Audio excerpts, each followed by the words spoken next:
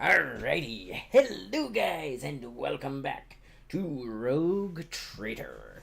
Let's see, today we're going to continue on and get our navigator back, just because she has the best damage. And then, I might actually switch it up, we'll see. So, first and foremost, let's get into the game. Let's go ahead and go there. Hi, Coco. She's just all spread out across the floor. My cute little kitty cat. Let's go ahead and save this to a playlist as it loads up. Change that from that one. Not Arc. Rogue Trader. Done. Share. So, we'll see how far I can get with all the reading and stuff. I honestly don't expect to do more than maybe... Well, we'll see. Share that. And Coco. Move to Snoop? No? Okay. Ah, man. I do love the soundtrack, though. Okay.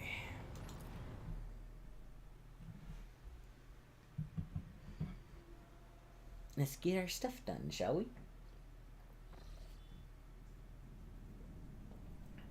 We are over Urac 5. Oh, man. So...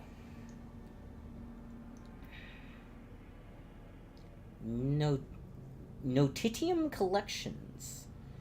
That's what it says in this little blue thing. Res SSI 895. Huh.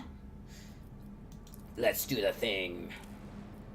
Begin scan. Tithe grade undetermined. No signal. Urac 5.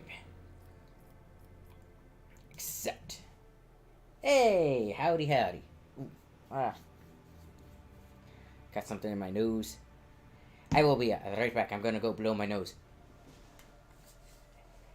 But hey, Frozen, how are you? Oh, yeah, right back. Oh, let me... I think I can... I can. Okay, cool. Yeah.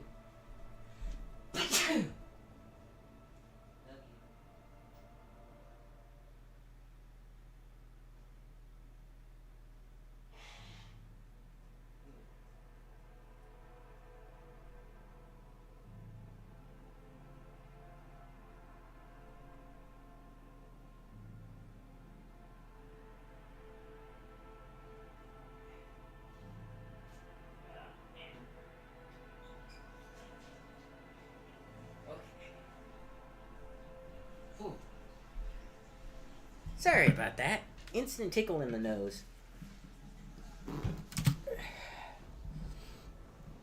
Coco. Come here. Yeah, that's a good girl. Come here. Good job.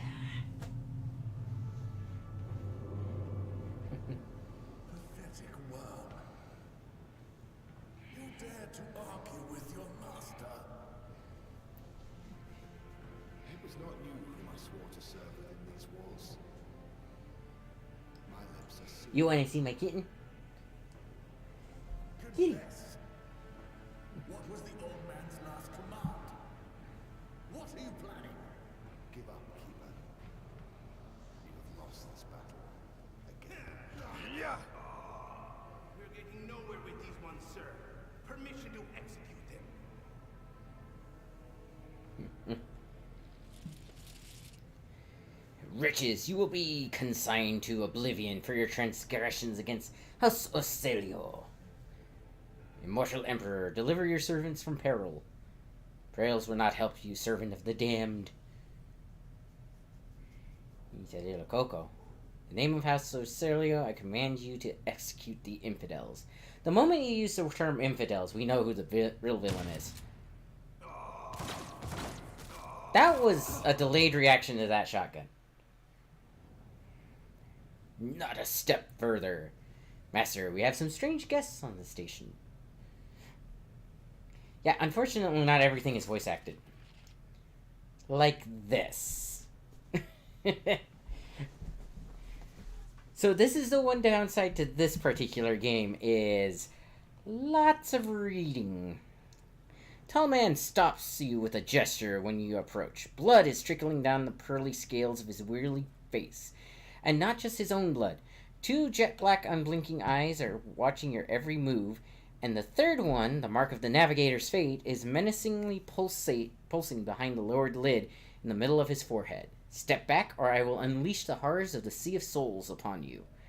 Emperor, be my witness. Let's see. Desist, brother. It was the Emperor's will that brought me to this abode. Keep talking to me this way, and I will make you swallow your own tongue. Abelard, if you would be so kind. I think I'm gonna do desist, brother. The navigator frowns. No one has the right to interpret his will so freely, brother. But wait, I recognize your coat of arms. You must be a lord of the Von Valentius dynasty. Yes, I am absolutely positive, in fact. But yeah, anyways, how are you, Frozen Navy?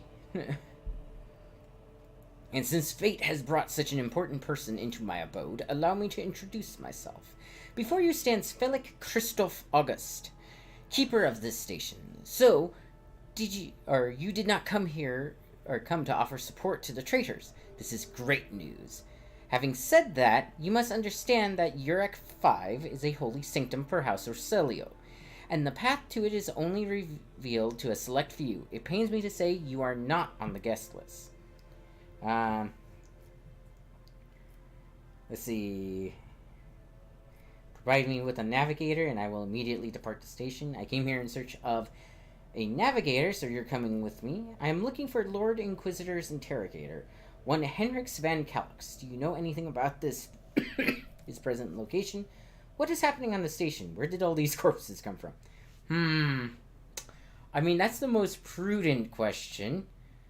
But I think I'm going to ask about the Lord Inquisitor's interrogator. The Lord Inquisitor's interrogator, I think I would know if such an important individual decided to pay us a visit. Okay? What is happening on the station? Where did all these corpses come from? Yeah. Betrayal, a most banal thing in the life of the nobilate. Don't you think? Oh. I caught out of the corner of my eye when this thing, changed. Also, I'm noticing that... Let's do all messages. Alright. I was stabbed in the back by my closest friend, Theobald Orselio, the second keeper of Urek 5, and my mentor. On his instructions, my own people sabotaged the generators. See, his people. Blew up the shuttles, and brutally massacred the loyal servants of my mistress. Most unforgivably, they dared to take her prisoner, greedy scum. I swear by the throne's light, their souls will perish in the darkness of the void. Alright. Felix falls silent for a moment, and then furiously slams the end of his staff into the floor. The madmen have captured Lady Cassia, and are now torturing her upstairs while we are idly chatting down here. Help me rescue her, or be gone, but waste no more of my precious time. Okay, let's see, what kind of help are you talking about? Still have questions concerning the situation on the station. Taken by force? I do not care about your mistress. I am looking for a navigator, and you will do. Attack. Your words are rife with disrespect, and I will not tolerate it. Oh, boy. The things you can do in this game. Let's see, what kind of help are you talking about? I would never ask for such a favor under different circumstances, and yet, Felix takes his hand away from his ribcage, notices blood, and winces his pain. And yet, Lady Cassia's well-being is above all. I haven't got many people left, and my wounds are too deep for me to act with precision and swiftness. But you may actually succeed. In order to ascend to the mistress's chambers, you will need to remake a holy relic sanctified with the blood of Lady Ocelio herself. This is the control rod of the elevator machine spirit. I have one part, and the other was lost during the mutiny. But even this relic will be of no use unless the elevator mechanism is powered. Alright. How do I remake the control rod? I have a phylactery containing the mistress's blood. It needs to be taken to the laboratory, which is located behind one of the reliquary doors. The most ancient of sacred mechanisms will help to rebuild the rod. The tech priests ceaselessly perform the rites of appeasement so that the machine spirit would serve the house in its time of need. The fateful hour is now upon us. So how am I supposed to power the elevator? The station's main cogitator is situated in the guard room. Just enter the correct command sequence and the sacred mechanism will do the rest. Alright, I guess that makes sense. Alright, so what have you decided, descendant of the von Valentius line? Let's see,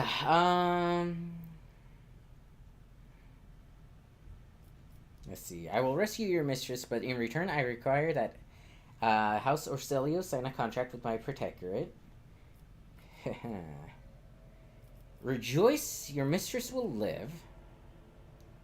And it would be an honor to save the Lady Navigator from her woes. I think that one. You should hurry then. We will stay here to hold the line and lick our wounds. Good luck, rogue trader, and may the Emperor's light be with you. End dialogue. Yeah.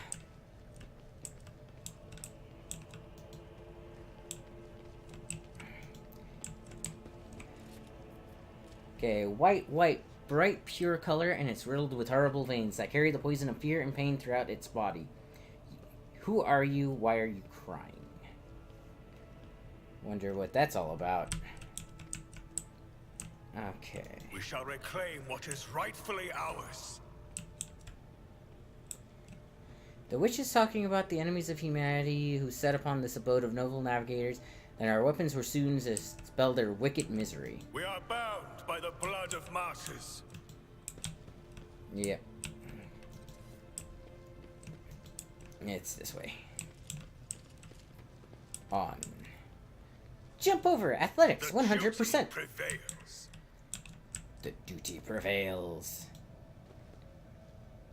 Right. This section. Alright, so those of you who watched the first part would know that this is kind of a trap. There's people down here and across here too. Problem is where do I go? It's gonna have to be... walk this path to the end. Oh. Booby trap. We should deal with this. Oh. Well, that's okay. Oh, I didn't see what he was saying. Medicaid, 85%. I rise above Most of these hardships. unfortunate souls took their own lives by slicing their guts wide open. See, they're trying to protect their, mistress. Ooh. Blast wave projectile. I got a shotgun. Can you use a shotgun? Las gun. What's this? Operator's gloves. Let's see, 8 through 12. That might actually be better for him. Unfortunately, the shotgun is a two-handed weapon.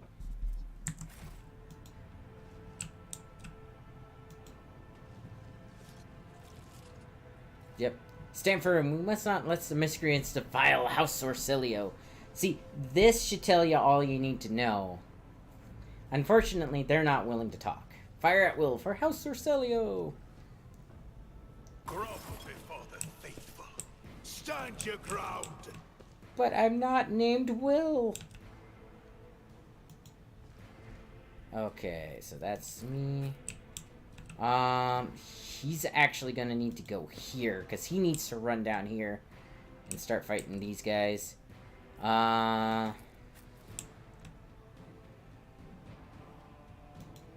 put you there. And I guess you can go here. Guard Medicaid. Guard. Yeah. Well. Shocky Monkey. Shocky Monkey. Anything else? Oh, absolutely not. That was more than good enough. You know what? Let's tell him to duck. That should defend him a little bit better. And maybe... But of course. Nice.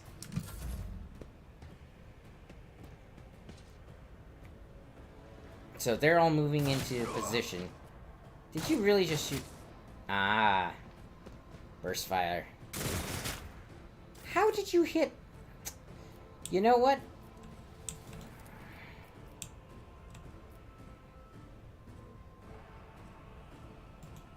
Let's not. Let's just do this. Really? Let's activate that and activate this. Faith without deeds is worthless. Let's see.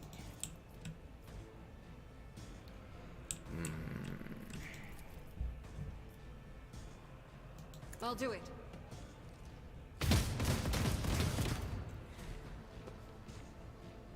Damn it! And now this guy's gonna fire.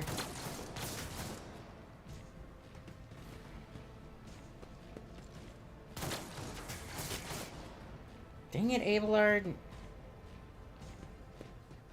Oh, he just gave him an extra turn. Oh, you fools.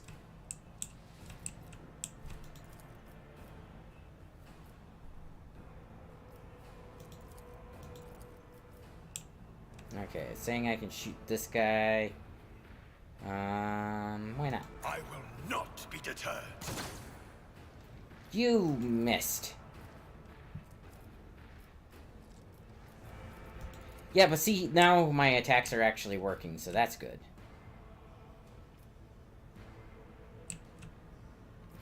Really?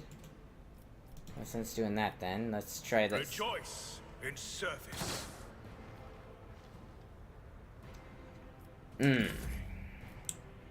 Okay, Abelard. Tried and tested tactics are the best ones.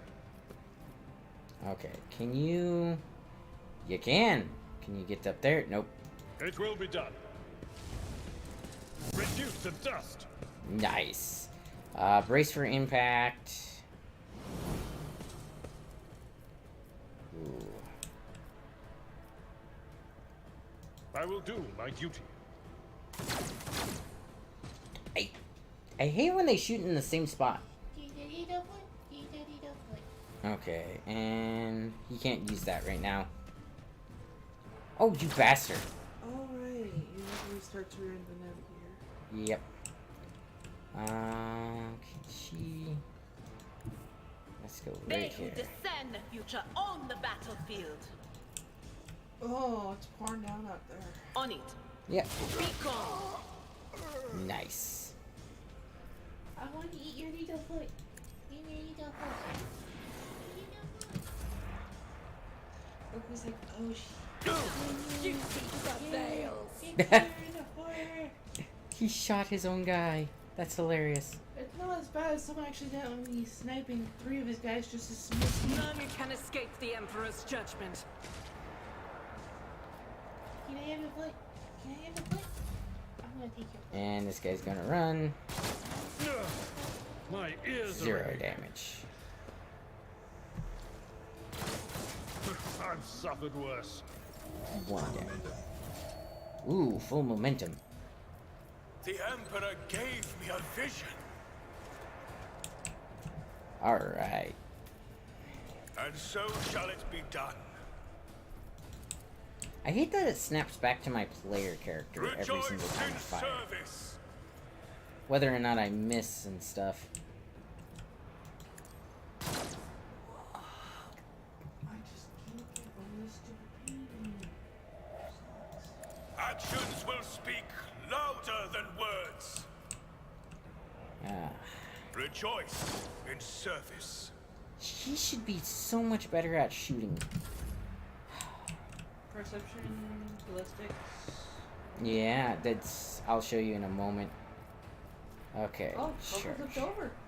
She flipped. Yeah, oh, she gets picked up. As she does not want. I took care of this one.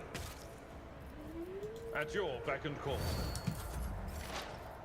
I'm pulling you just so I can feel something. Alright, I'm gonna step in the blade. Anything else? Oh. Farewell. Oh, she criticaled. Nice. You missed your sniper. I do miss my Rejoice in sniper. battle. I can hit you from a country mile. As the Emperor commands, I act. Oh, you actually hit this time. I'll Good do for it. you. Now this is at a -10, so she's probably going to miss. But Faith without deeds is worthless. yeah, But she hit that wall. Why did I not foresee this? I'm running away from the chair. How did you miss? You have the high ground. No, right? And so shall it be done. You Okay. have equal footing. What the hell? Yeah, but no. Weapon skill. Ballista skill is 55, and my perception is 55. How am I missing? I'm looking at the. Not demolition. My What the agility is 40. Like, there is no reason this guy's missing his shots. hell? Weapon skill is pretty high. Strength is very. I don't know. I hit about 50% of the time, and I think Coco is now relaxed. The only thing I can think of is 20 cell radius. No, he's within 20 cells, I think.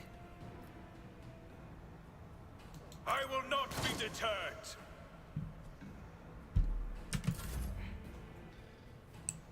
I don't know what to tell you here. I don't know what to I tell you seem either. to hit more than you do.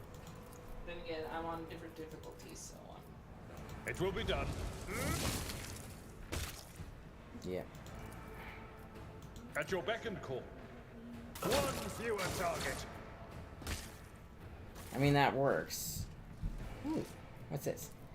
Imperium lore. I have proven myself. Statue yet of the famous Calixian sculptor and chronicler of Zacharias Vernon.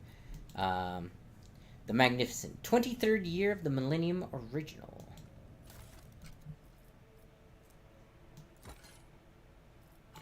You know what? Just collect all.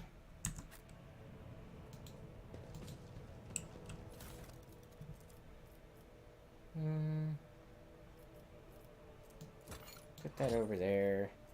The rest can go into cargo. Cool. The divine watches over us. Yeah, you always want to explore, though, because you never know what you're going to discover. A library full of treatises by the most distinguished scholars of the Imperium, from Astra Militarum, tacticians to Adeptus Mechanicus generators.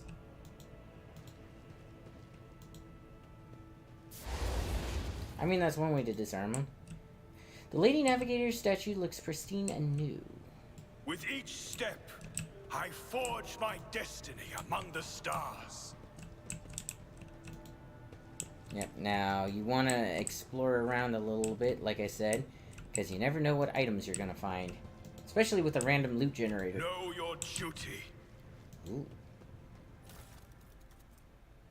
That is a Ripper auto pistol.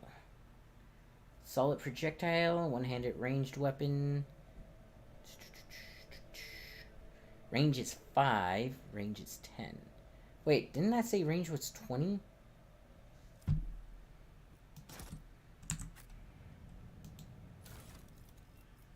Alright, meteorite chunk.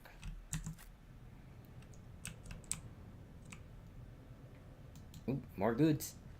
Goods is good. Mutated flesh sample. Alright. Now, if I recall correctly...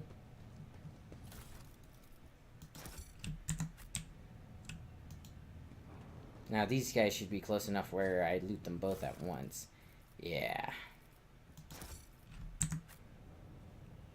We are bound by the blood of martyrs. Now, I have this. Okay, so I already have that. I already have that. His armor is actually better. Hers is better for her, I believe. And you have the same thing, don't you? Yep. Okay. We shall reclaim what is rightfully ours. Open door.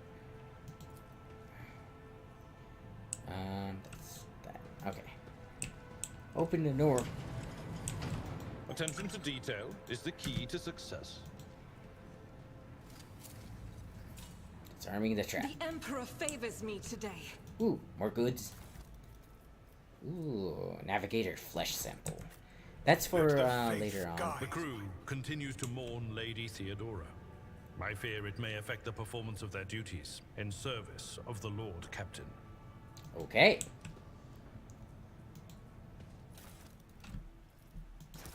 The people grieve with this. They believed that she was immortal. Okay. That's not open. Athletics 95%. Accomplished. Nice. Ooh, what's this?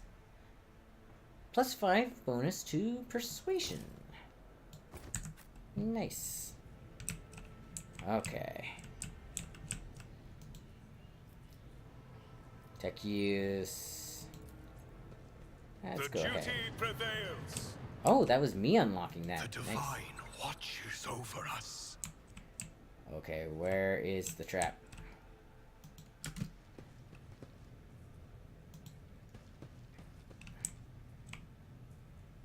Okay. Let us walk this path to the end. Never doubt me.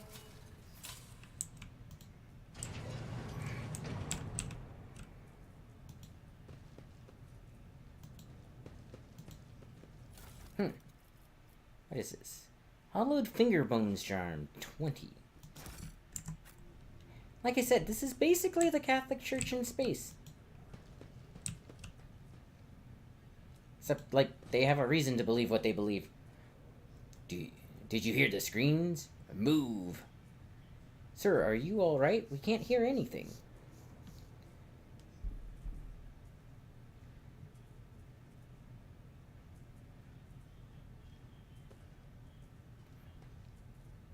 Now I see you are in league with them. Is this an insurrection? Yes, indeed. Death to the traitors. And... Sir, what are you doing? Get a hold of yourself.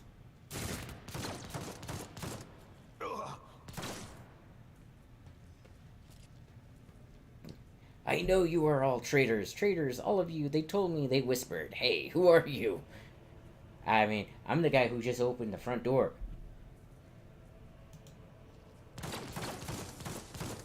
Oh, you bastard. Well, he just died. Loot his stuff. Ah, nothing good.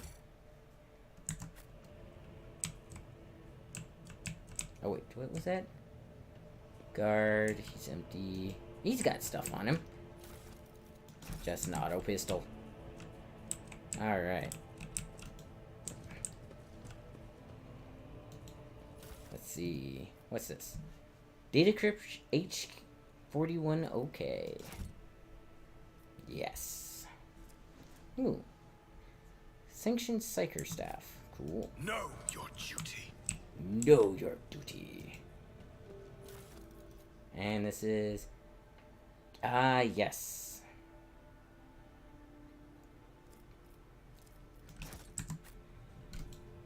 That's, information that we can use later on, I think. We shall reclaim what is rightfully ours. Alright. Awaken the Cogitator Spirit. The Cogitator vid screen is covered in cracks and stained with dried blood. The buttons, switches, and levers were ripped out of the control panel with exceptional cruelty and scattered around the sacred mechanism that now sparks and hisses in agony, still refusing to perish. What's going on? Oh, just telling me there's chance of showers today. Should be in the 45 degrees, though. Awaken the Cogitator. You turn a few of the remaining dials and pull the activation level. The cracked vid screen of the sacred engine flickers. The cogitators inside emit creaks and groans, and the lumens oscillate at random. It takes a while, but eventually the machine spirits do grant you access to the cogitator systems. Okay. Let's see. Call Rykard Minoris for help. The system cannot carry out your command. Despite the eager compliance of the machine spirits, one thing is certain. The problem does not lie in the cogitator's mechanisms. Let's see. Request data on the station's navigators. After a brief pause, the data appears on the vid screen. Felic Orcelio, location main hall, status alive. Theobald Orcelio, location upper chambers, status alive. Calomira Orcelio, location upper chambers, status deceased. Alexius Orcelio, location lower levels, status deceased. Rasmus Esteban Orcelio, location unknown, status deceased. Now, notice something. One person upstairs is dead. 2 people downstairs are dead. What does that tell you?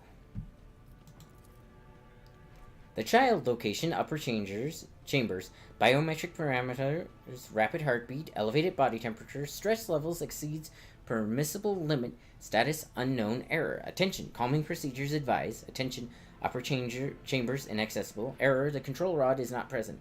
The rod has been misplaced. Immediately contact a station keeper or the Navis Laboratorium custodian. Alright, examine the log. The archive data stored in the cogitator's local data crypt is partially corrupted, but you still manage to access the residual logs for examination. View Vox report 12AH 890.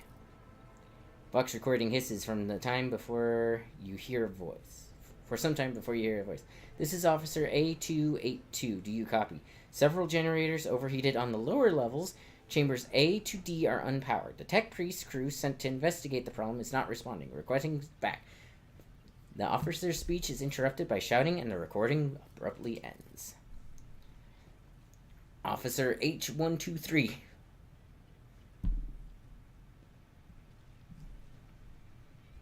I'm pretty sure that's a Star Wars reference. Because I think it was HK123 or something like that. That was guarding the Millennium Falcon in A New Hope. 200 servants have perished due to explosive decompression of the living quarters. We've located traces of mechanical interference. The preliminary cause is officer sabotage.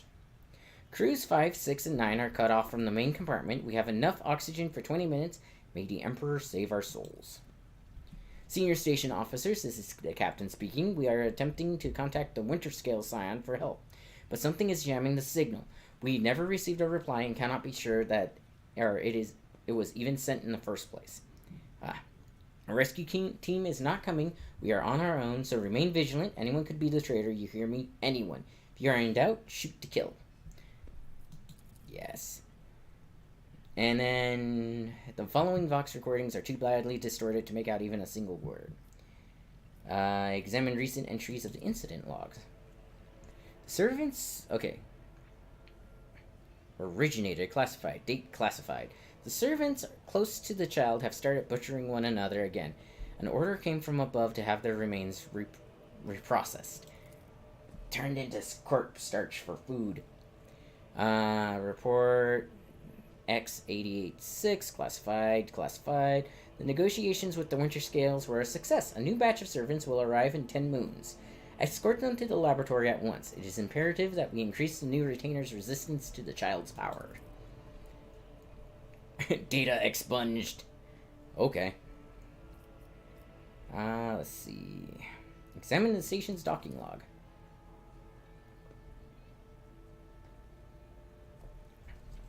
Alright. Identity confirmed. Region Eranto Orcelio. Date of visit classified. Reason for visit classified. Date of departure classified. Well, good on ya. Alright. A yellow light above the control panel flickers to life with a singular reporting message down on the vid screen. This is the security and life support logs. Warning, damage in technical compartments A12, B3, D8, and H24. Detected. Warning, living quarters L10, L16, and L28 depressurized. Warning, unable to access station's docking systems. Warning, energy regulation system unknown. Error. The station will transfer over emergency power. Immediate evacuation of all voila, of the facility is advised. Warning, view encrypted data. Alright. Something buzzes in the cogitator's metallic gut. Several red lumens light up above the vid screen. Required access level, security captain or above. Current access level, senior security officer. Okay, I have a 60% chance of doing this.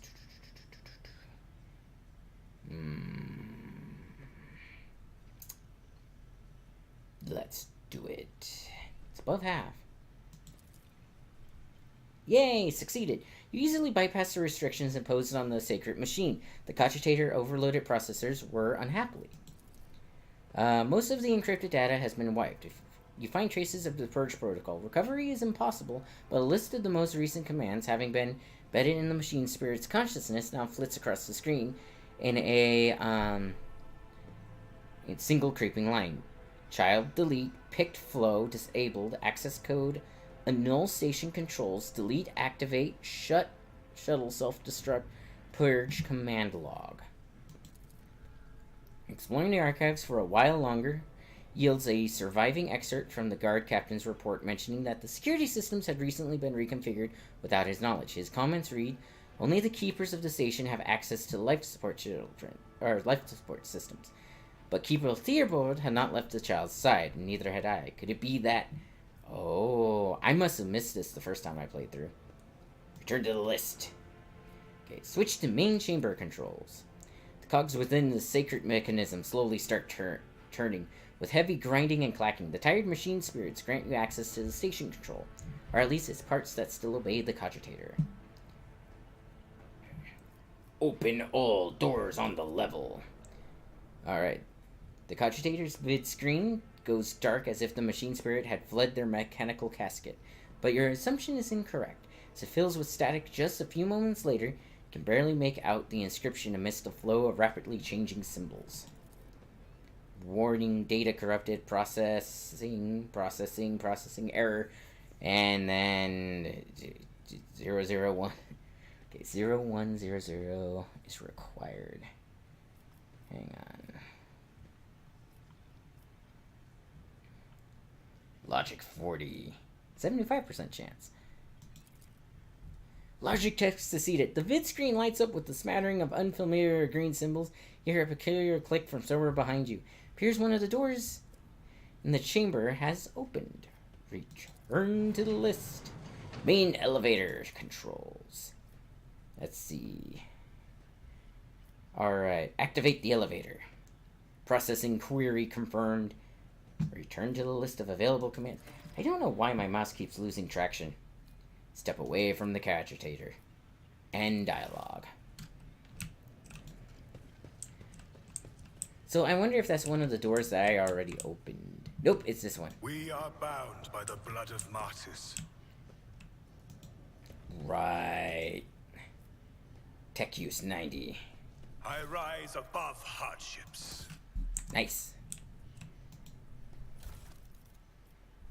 Right. This is long last. Collect all.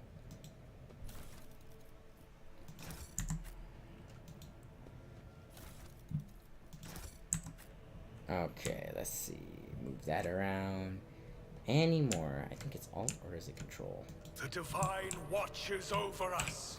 Okay, so I'm actually gonna switch out the las gun with the las sniper rifle.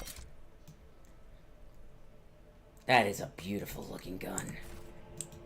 I mean, it's a shame it's still a flashlight, but that is a beautiful looking gun. With each step, I forge my destiny among the stars. Okay. I feel like I missed a door somewhere. Like this door here. Oh, it doesn't look like there's actually anything Know back your there. duty. Know your duty. Your duty is to me. Heresy has found its way into the walls of the esteemed house. It's black day for the Navis Nobilite. What the... Let the faith guide my path to glory. That's not good. The heavy door is secured, sophisticated Must be some way to unlock it. Didn't I already do that? Thought I had already done that. Hang on. Let us walk this path to the end.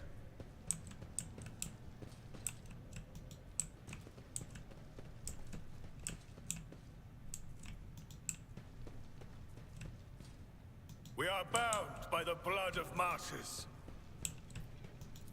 Sorry, cogitator. Awaken the cogitator. Switch to chamber controls. And all doors on the level. Continue. Okay, this one. Takes a few. The door has already opened. Stations, according to the report, the door has already opened. You are trying to open is depressurized. The protocol has been executed. The passage has been opened. Okay. What about this one? Already opened. There it was.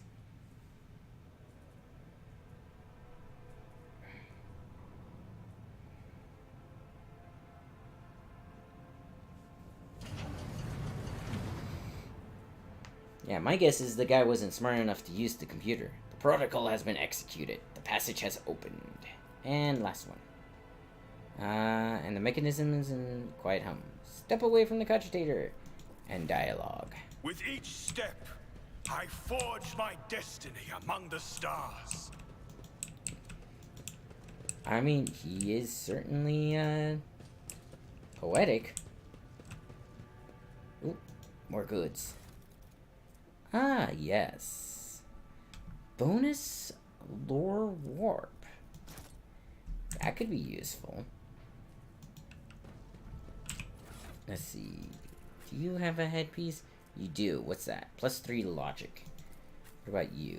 You have that one, and you don't have one. And honestly, you already look like you have something, so that works. The divine watches over us. Yes, something like that.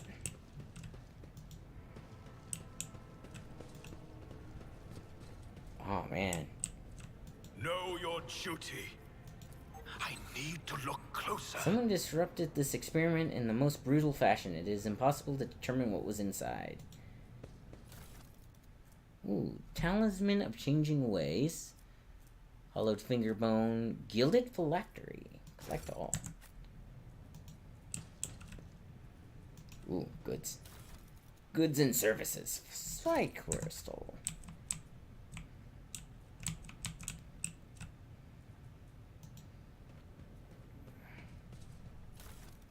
And this is Datacrypt 040H. Caustic stench of reagents steers their nostrils and broken glass crunches underfoot. Somebody wanted to destroy the laboratory or find something. Ooh. Flesh sample collect.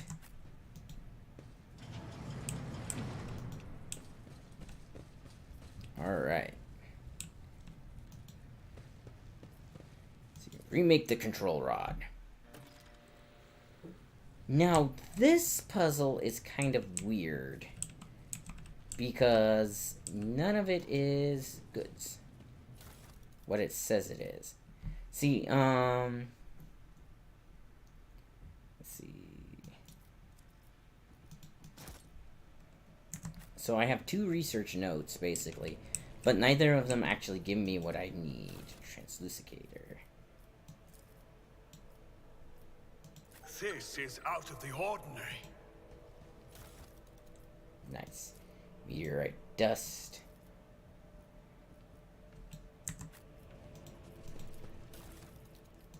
Put that in there. Crystal dust. And I believe there should be one more thing somewhere in here.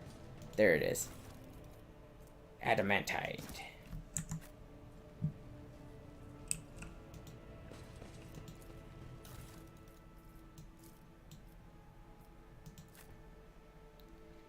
Okay. So, for this, you can get special serums that help you out with things. Let the faith guide my path to glory. So, but like I said, it's weird because it's kind of trial and error. Because if you follow the instructions in the booklet you get, that little thing blows up. I tried.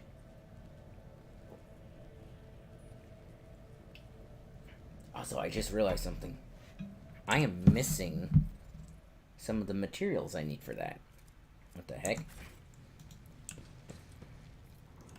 Because there's like a fluid you're supposed to use. See.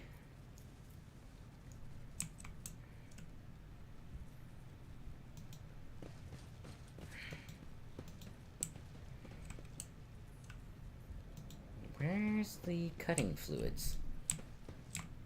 Let us walk this path to the end. There they are. Yeah, see, I needed these. Okay. Yeah, so there's 2 recipes, I believe, that work. So Rogue, Trader, no, or let's see, Iraq 5 puzzle. Okay. 2 of those items, the mutated is looted prior. Okay, with all 8 items in hand, Psy Crystal and Adamantine. Into dust. Order to solve. Solve the puzzle. Must insert a specific items into the machine's 4 chambers. Here are the items that are used for both solutions and information on the rewards they provide. Tissue flask. Okay.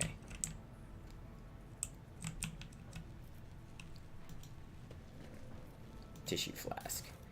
Okay, so tissue flask. Mutated flesh sample.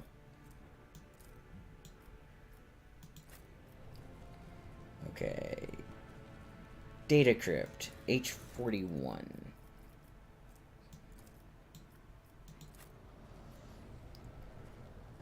Reagent flask. Catalyst flask. Biogel. Biogel.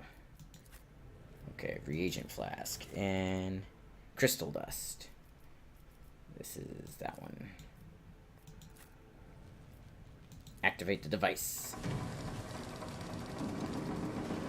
Stay faithful, and you will be rewarded. Take this, and you get this adaptive antidote, which is good. Alright, and then tissue flask. You want flesh sample. Navigator, flesh sample. Normal flesh sample. Okay, data. Consumables. Yes, I know about consumables. Data crypt. You want 040H. Catalyst, unidentified acid. See, in the actual like documents you have, it tells you not to use the acid. That is the unidentified acid, right? Yeah. And then I believe it's adamantite. Yeah, adamantite. All right, close. Yeah, and if you use the other reagents, it crashes the system. Okay, grants immunity to warp damage and inflicts a negative penalty to fellowship, but the user can't deal warp damage until the end of combat. So yeah, that's all you wanted. Lady Cassia's Medicae. They all just lost their minds. Please don't kill me. Yeah. Okay.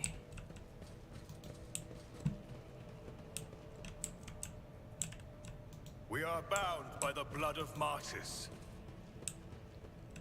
So yeah, it told us that the other 2 guys have died, and the only way that somebody could wipe the system was to be one of the I have keepers. proven myself yet again. Oh, this is bad. Like, this fight is really annoying because you got this guy here, then you have these 3 or 4. Yeah, so 4, 5, and then 6, with Felik being number 6. Okay. Fairly Corsario looks a little better. His tangled hair is now neatly braided, his wounds are tightly bandaged, and there is some healthy color under the scales on his cheeks. You dealt with the threat and powered the elevator. Well done. I trust you brought the activation rod as well. Remember, every second of hesitation may cost my mistress her life. Idara suddenly cocks her head and drives her nails deep into her shoulder and then starts mumbling. The crossroads. There are 2 paths, both stained with blood, both leading to the accursed eye. They all wear masks, so poor and flimsy. They fall at the slightest touch, one hiding a blind man, and another a traitor. Thank you. Everything is clear now. Yep. Idara nods tiredly and glances at Felik out of the corner of her eye. Okay, this station has enough problems without your sorcery, psyker. Felik waves Idara off and looks at you expectantly. Keep the key. There is darkness swirling in Fairly Corsalia's bottomless eyes as he bares his sharp teeth in a defensive snarl. Care to explain yourself, scion of the Von Villancius dynasty? What is the meaning of this? Madman I fought, Madman I fought were convinced that there were traitors. The servants alone cannot be blamed for what happened on the station. Most corpses I discovered were either unarmed or feeble. So, yeah. Why am I getting so many texts? That is an email. What is the email about? Aspen Crease. Water service for D building. Okay. Alright. Yeah, number 3. Did you really think mere servants could plan a coup? The senior officers are just as guilty. Half my guards butchered one another because they suspected treason. As for the real culprit, the coup was staged by those closest to the mistress. Destroying turtles, shutting off the power, and disabling the security systems. Too many things require special access. Access available only to the keeper of the station. As I'm sure you are aware, there were 2 keepers.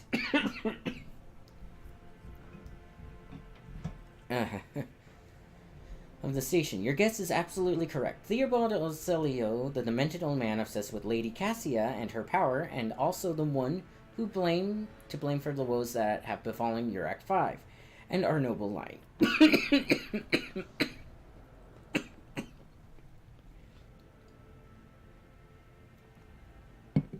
I saw the security captain's report. Only the keepers have access to the station systems, but Theobald stayed at his side the entire time and could not have initiated the self-destruct protocol. Which means he did it before the report was filed, or maybe after. Felix Stern's face twists in disgust. You dare suspect me of what happened? The one who is going out of his way to preserve what little there is left. By the God Emperor, you will keep these slanderous accusations to yourself. Enough. I would not trust you as far as I could throw you, Felix Orcelio. It really is time to end this. Felix squares his shoulders and gestures to his guard. I was hoping to find an ally in you, but now you are merely delaying the sorrowful end of your story. Prepare to die. The impure cannot escape their fate. For the Emperor! Okay, I am fine where I am. Abelard. I kind of want Abelard to go up here. Yeah.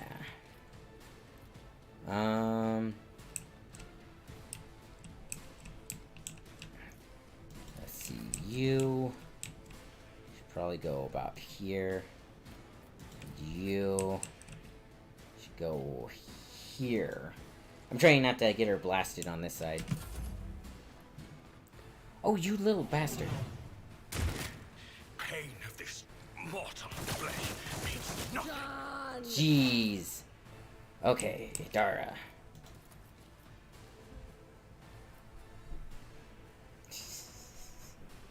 What about you? You would hit nobody extra, so...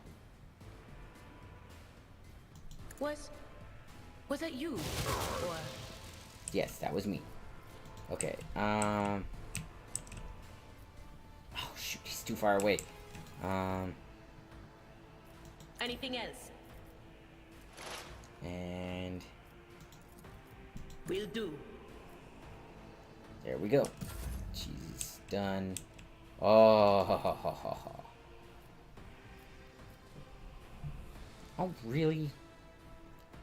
She can only shoot those two. As the Emperor commands, I act. Okay, let's go ahead and... He's the most dangerous one around. Doubt is for the weak. Primarily As the because he Emperor has commands, psi I act. powers. Faith without deeds is worthless. Nice. Okay. And then Felix bodyguard. Ow, you bastard. Those shotguns, man. My prescience has failed me. Too fast to die. It's nothing. Really? Okay. Abelard. Felix bodyguard. Felix bodyguard. So you need to... He can run up there or he can run there. He can only take out one at a time. Where's the other two? Okay. Can you hit this guy? No. So let's take out this guy. Nice. Use that. is imminent. Let's see. He's got 2 left. I will Endure. do my duty. And then take him out. At your beck and call. Reduced to dust. Nice. Too bad he can't do anything else. So this guy's gonna try and blast me. Nice dodge. Okay, and this guy's gonna blast him. Nice dodge. Okay, it's me.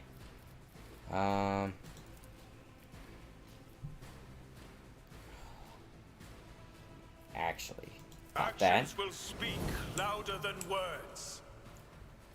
Okay, shoot him. Rejoice. Nice. Okay, reload. Shoot him. Or should I shoot him? Honestly, the more... I can't even aim at them, so... The Emperor commands. Really? At -10.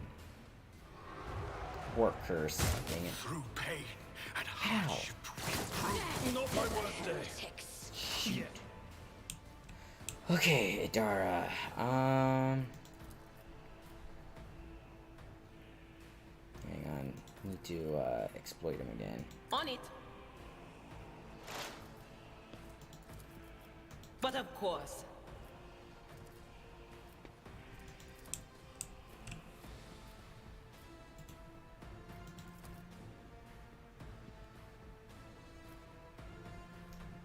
Well, that works. What an unfortunate turn of fate. Yeah. High momentum. Ooh, full momentum. Move up here, please. Okay. Full I am momentum. his will made manifest. As the Emperor commands, I act. How? Doubt is for the weak. How? That guy has full cover. He has full cover.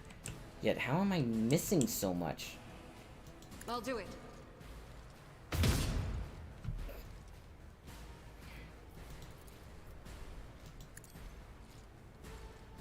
You, my Emperor! Finally! Faith without deeds is worthless.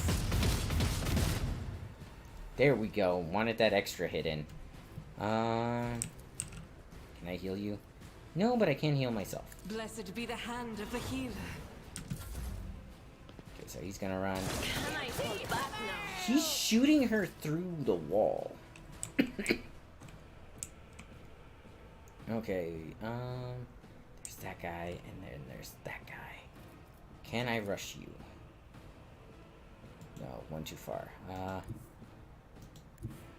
Yeah. I've seen worse battles than this in my time. It will be done. Nice. Yeah, hit him one more time. I took care of this one.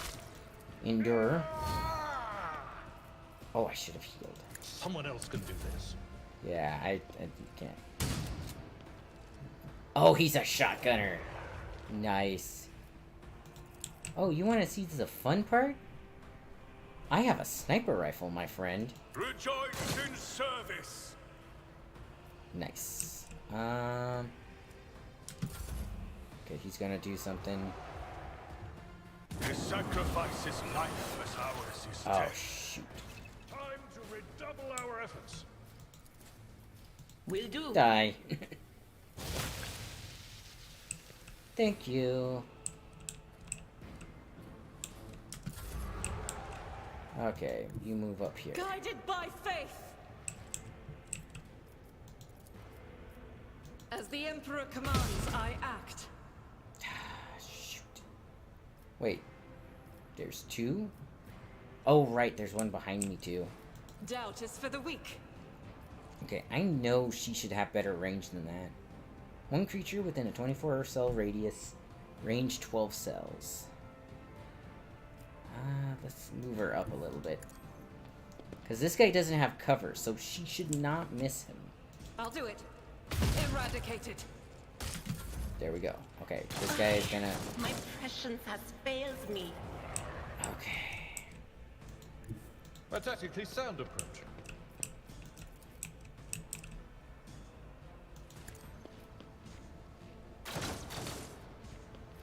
Darn.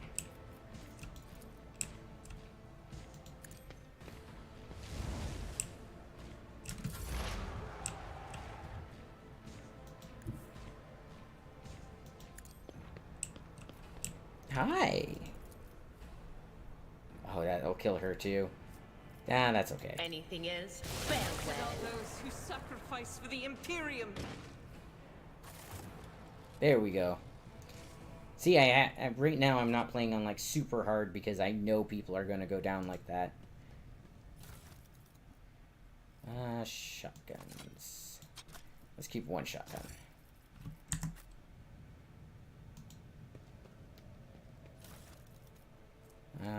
Yep.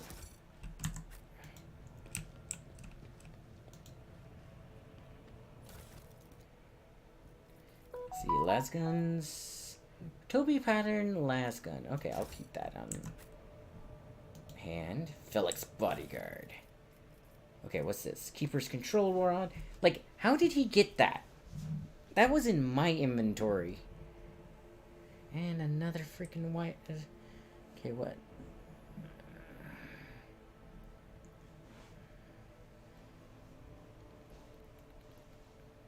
Okay. Ooh, tactical goggles. +5 to hit chance, +3 to critical hit chance. Like, man.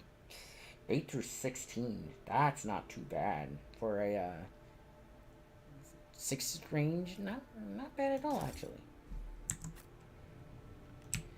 Okay.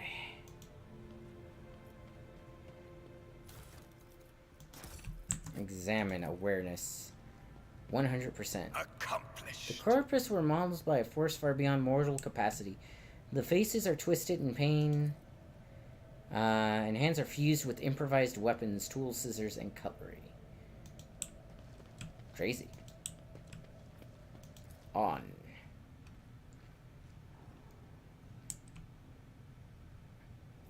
Alright, go up the elevator. Yeah.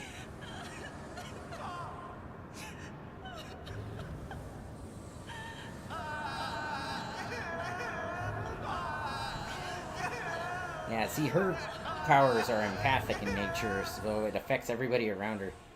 The pale figure with a naturally long limbs stands with her arms raised, her hands deformed with talon-like nails, her deathly pale face is coated with blood that continually streams from her scarlet misted eyes. Her spiny gills, slightly hidden under her disheveled hair, twitch nervously at your approach.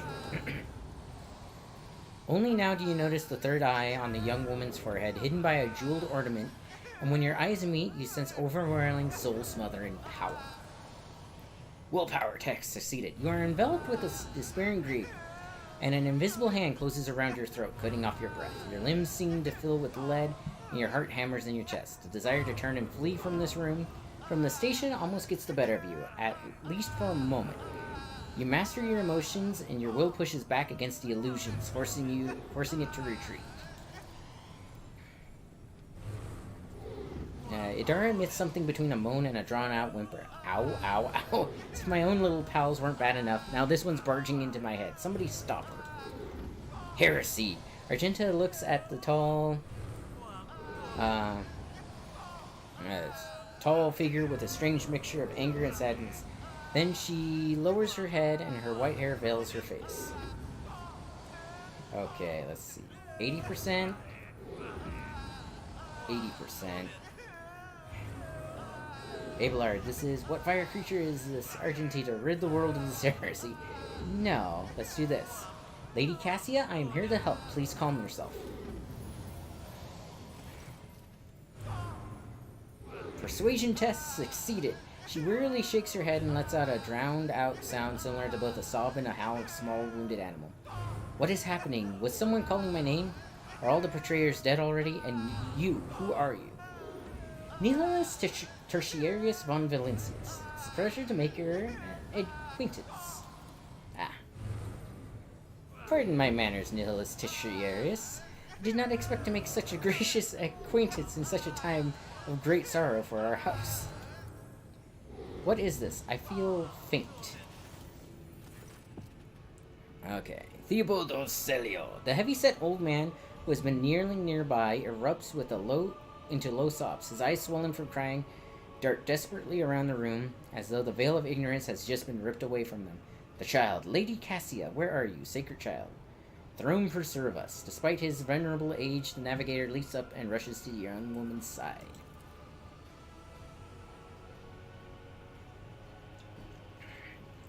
You. The old man shifts, revealing his face to you. It is threaded with jet black veins, and his bulging, milky eyes bear a striking resemblance to those of a dead fish. A sickly sweet scent assaults your nostrils, as if the old man's flesh is rotting inside his decaying husk.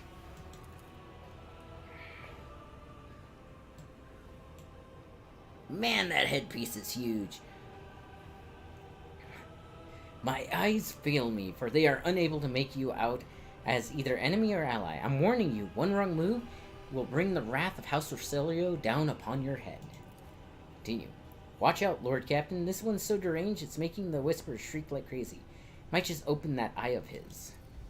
Threatening the head of the dynasty is a grave offense, esteemed whoever you are.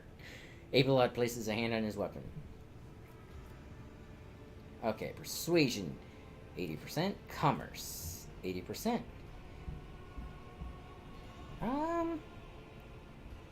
Yeah, why not? Right? Let me do the talking. Alright. Oh, I said I was trying to aid. I came to seek the navigator's aid. I'll grant that you do not look like pirates who have come coveting the riches of a wrecked station, or like scoundrels in Felix's service. So who are you?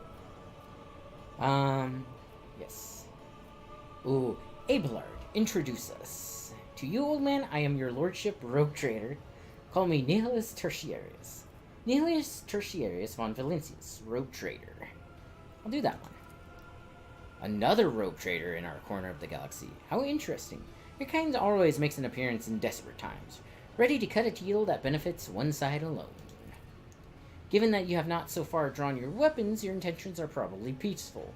So House Orcelio now asks service of you. Save the life of the child in exchange for future cooperation. Do not hurry to answer, think on it. You can make yourself an ally or an enemy of your house today. You decide. What service do you ask of me? Hope glimmers in the navigator's milky eyes. Save the sacred child. Take her away from the station. I fear I do not have long left. A bluish rivulet trickles down the old man's chin. He wipes the mutated blood brusquely away with his sleeve. You glimpse strange burns covering his flesh under his clothing. The slightest movement must be causing him unbearable pain. Save the child and deliver her safely to Regent Aranto, acting head of House Orcelio in the Coronis Expanse. Rest assured, the reward will be worth your effort. I know we came here for a navigator, but after everything we've seen, got some reservations about this girl. Argentina looks at Cassia, and a painful furrow appears on her brow. Such a fragile thing with such a heavy burden upon her soldiers.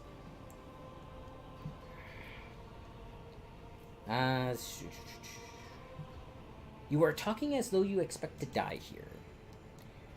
Theobald shrugs indifferently. My service to the house is coming to an end. The wounds Felix inflicted on my flesh will never heal. I am dying, praise the throne, slowly enough to see that the child is taken care of. You need help? There's a Medicaid deck on my ship. But Theobald only shakes his head. No, I am the keeper of Urek 5, and I will perish along with my station. On that note, I have other matters to attend to. I want to know what happened between you and Felix. Felix is my wayward student. He came to Urek 5 as a callow youth.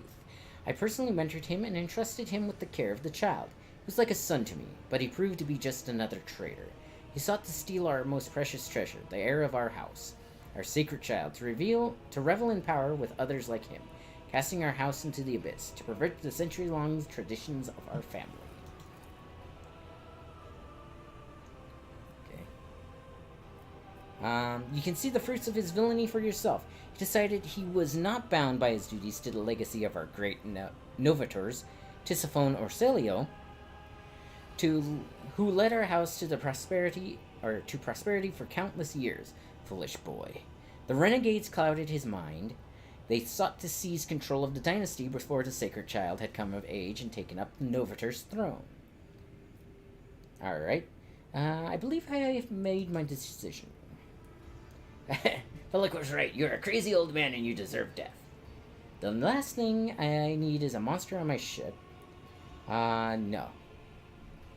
Is that so? Please share your thoughts. Cassia shall come with me. Good. That is good. The old man nervously licks his lip.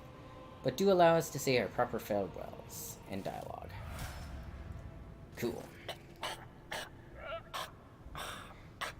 Theobald coughs up more bluish blood. Up, my mistress, my sacred child. Random. It is all over now. All that reading. It is over. All that reading. Just to get to where his voice actor gets to talk. What happened? You. I remember you. Have you come to save us? Child, please, listen to me very carefully. One last time. You will now embark on a voyage with this lord to rejoin the house and its regent in the Coronis Expanse. I will not be able to accompany you on this journey. All right. No, not you too. Don't leave me alone in this violet-brown haze. You're coming with me. Your mistress is giving you an order. Do you hear me? All right. And then a wave of despair that is not yours washes over you. Your palms sweat, and your heart freezes in panic. Mistress, I fear this will be your only order that I dare to disobey. I am the keeper of Urek 5, and alas, I have less than a day. I will say, her chamber is beautiful. Look at serve this. you one last time and honor my Like, there's final literal duty to pawns House in here. Orcelio. That is fantastic. I will remain on the station and destroy the secrets it holds. Continue. Oh, Theobald. Alright. Regret that we had to meet under such circumstances. Enough tears. You are coming with me now. Forgive the urgency, but we should leave the station immediately. The systems are unstable and may fail at any moment. I regret that we had to meet under such circumstances. What need have I for your regrets? I just want things to go back to the way they were before. What are you going to do to me?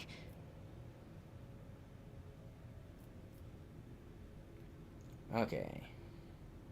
Lady Cassia, I Nihilus Tertiarius von Valencius, rogue trader of the Imperium of Man, offer you my protection and grant you shelter aboard my vessel.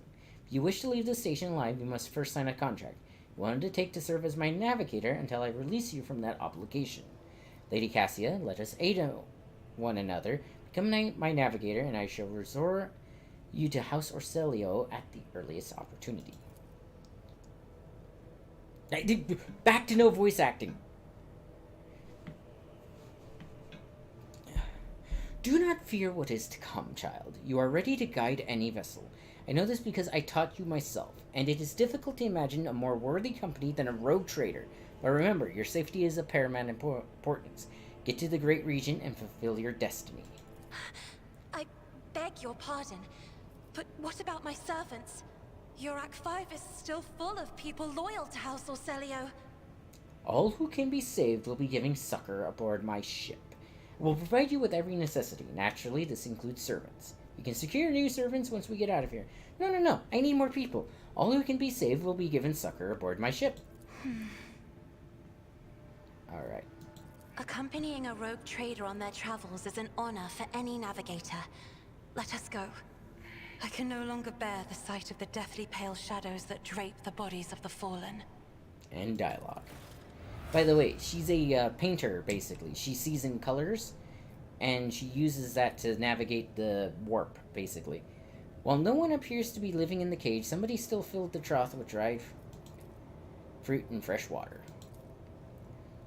It's as if the painting was rendered by several different hands. The timid, uncertain lines are interlaced with rough and furious strokes coming together in arcane shapes. Ugh.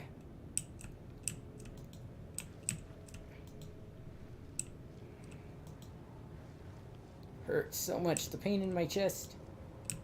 Well, you know. We shall reclaim what is rightfully ours. Getting all the lore. The Lady Navigator's private library is brimming with essays, novels, and personal accounts from trailblazers and explorers of the Imperium, and I just realized I leveled. Alright. Okay. Ballistic skill. Character bonus +3. Alright. More ballistic skill. Or more agility. Measures character skill, manipulate, initiative, dodge, incance, equal half. It also affects the demolition skill. So let's do this one. Because I want my character to actually hit things. Rapid fire.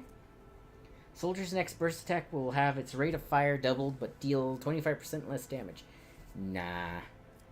Concentrate fire. The next range area attack made by the soldier deals... Ooh. That one, because that plays off of the skill I just put up.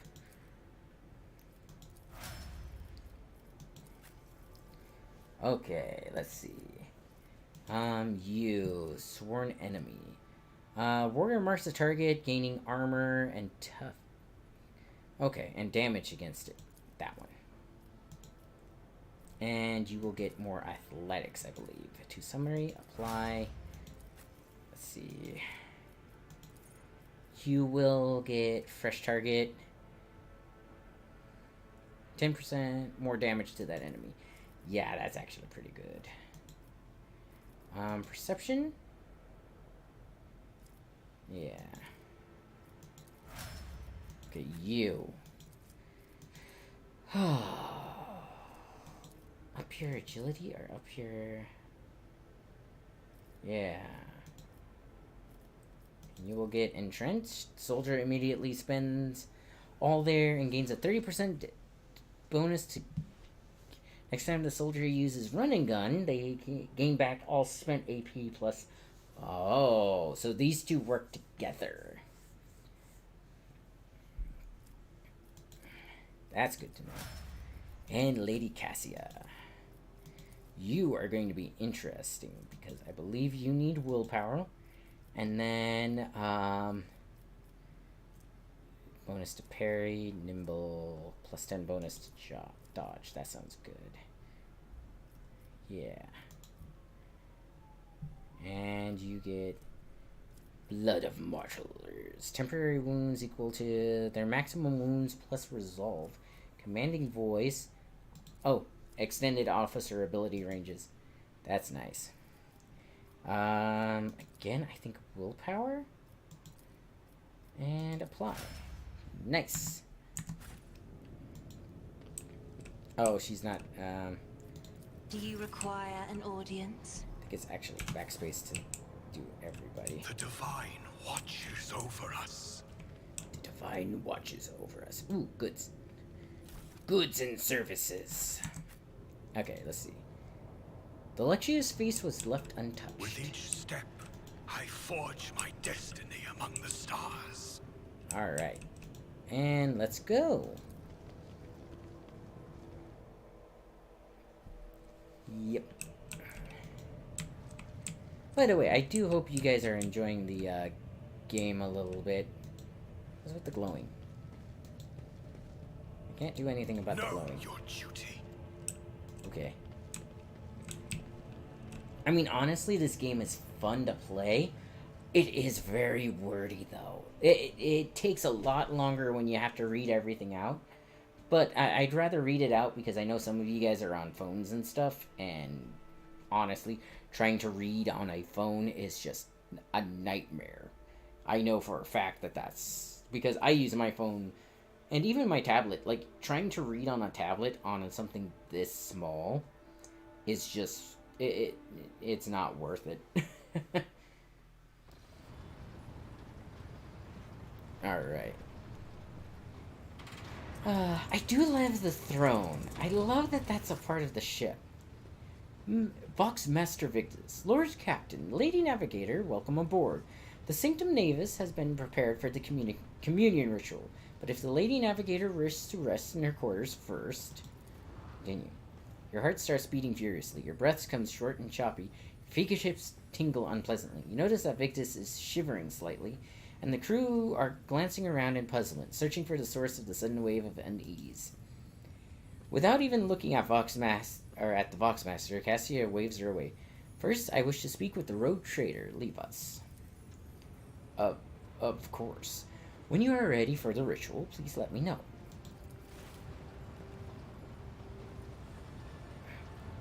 Poor Voxmaster. She didn't deserve to be brushed off like that.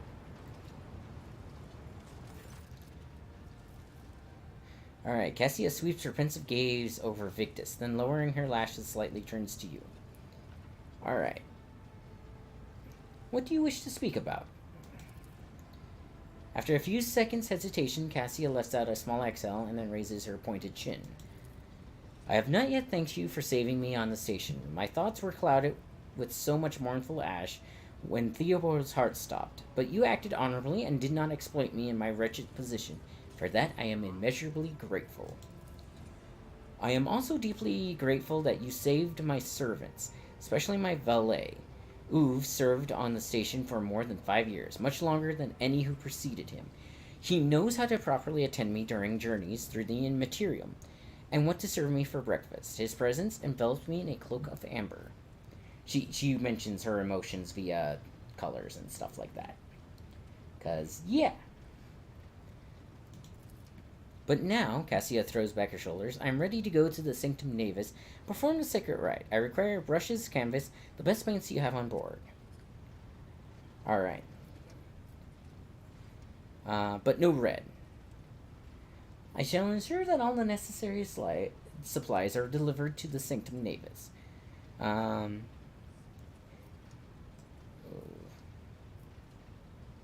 Tell me more about what the ritual entails. I doubt the uninitiated could understand the mysteries of navigation, but I shall try to explain the essence of it. I must merge my mind and will with the machine spirit of the ship, so that I become one with the vessel. Cassia lifts a lock of hair from the back of her neck, revealing gilded implant ports.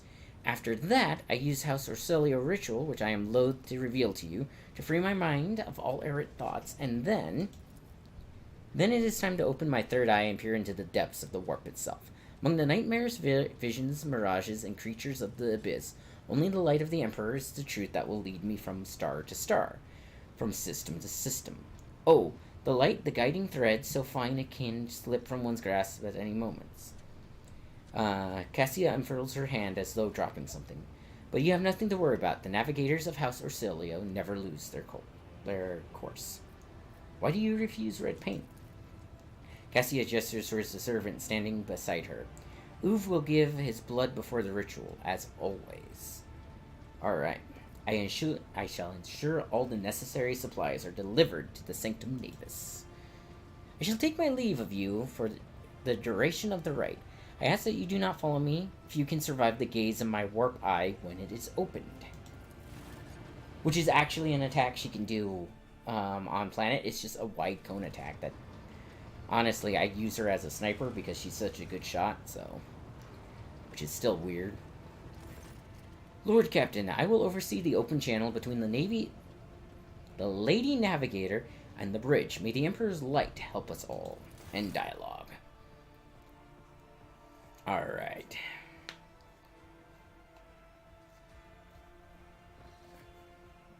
Alright. Initiating communion ritual. Okay, wait. The Voxcaster in the Sanctum Navis picks up this susurration of clothes, pious chanting, and the metallic clicking of implants. Then the serene voice of the Lady Navigator breaks the silence. Initiating communion ritual. Come here, Uve. The exultant ring of metal freed from its scabbard, the low sob of the servant, the rhythmic drip of liquid on canvas, the faint whisper of the brush. Go. Footsteps hurrying away.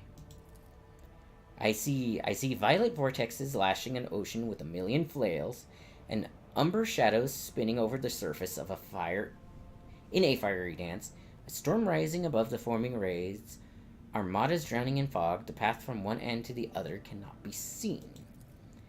And here, beyond the wall of glass, a daughter forsaken by her father yearns for her brother, and the sun's pale disk goes tireless pursuit of her.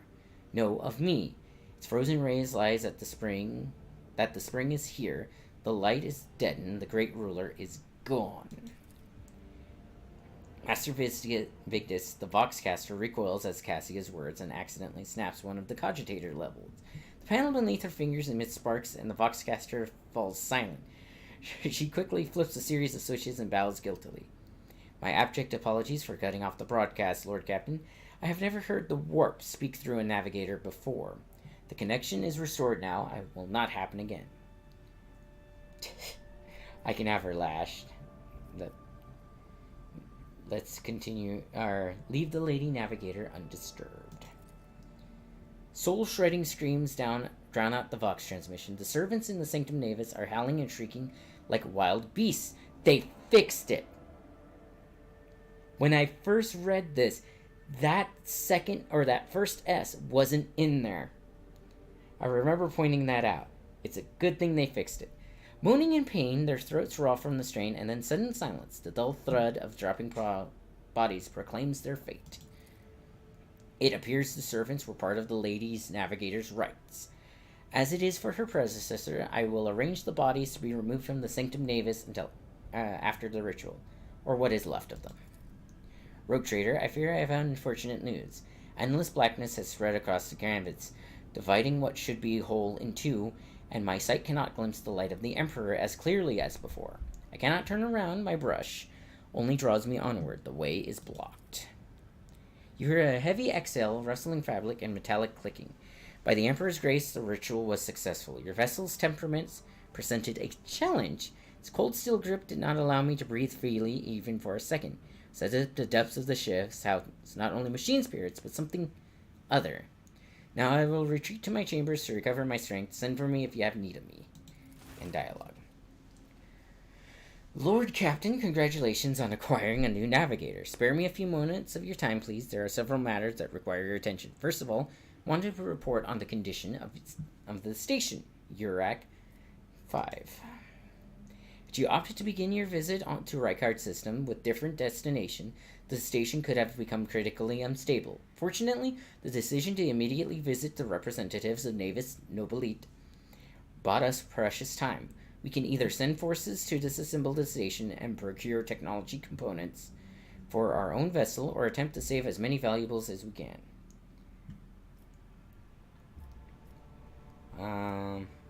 Profit factor 2. I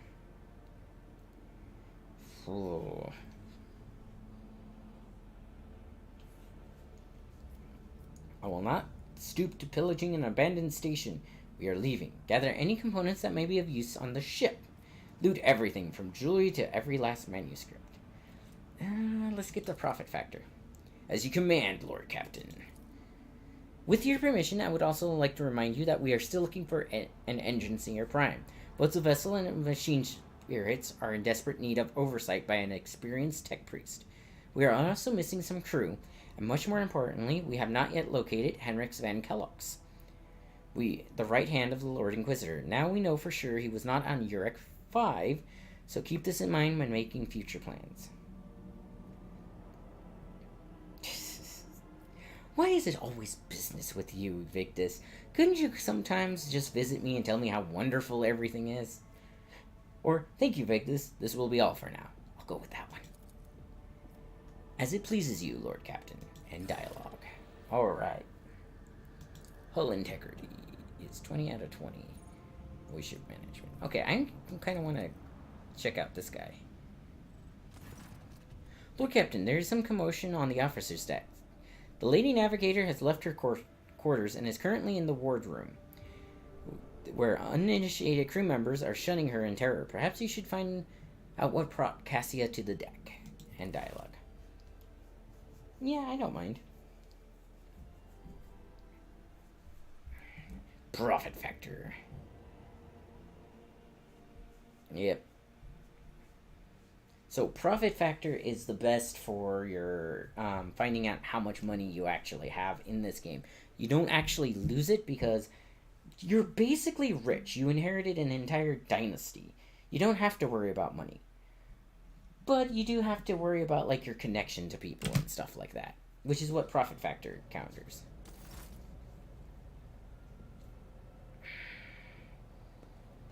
Yeah.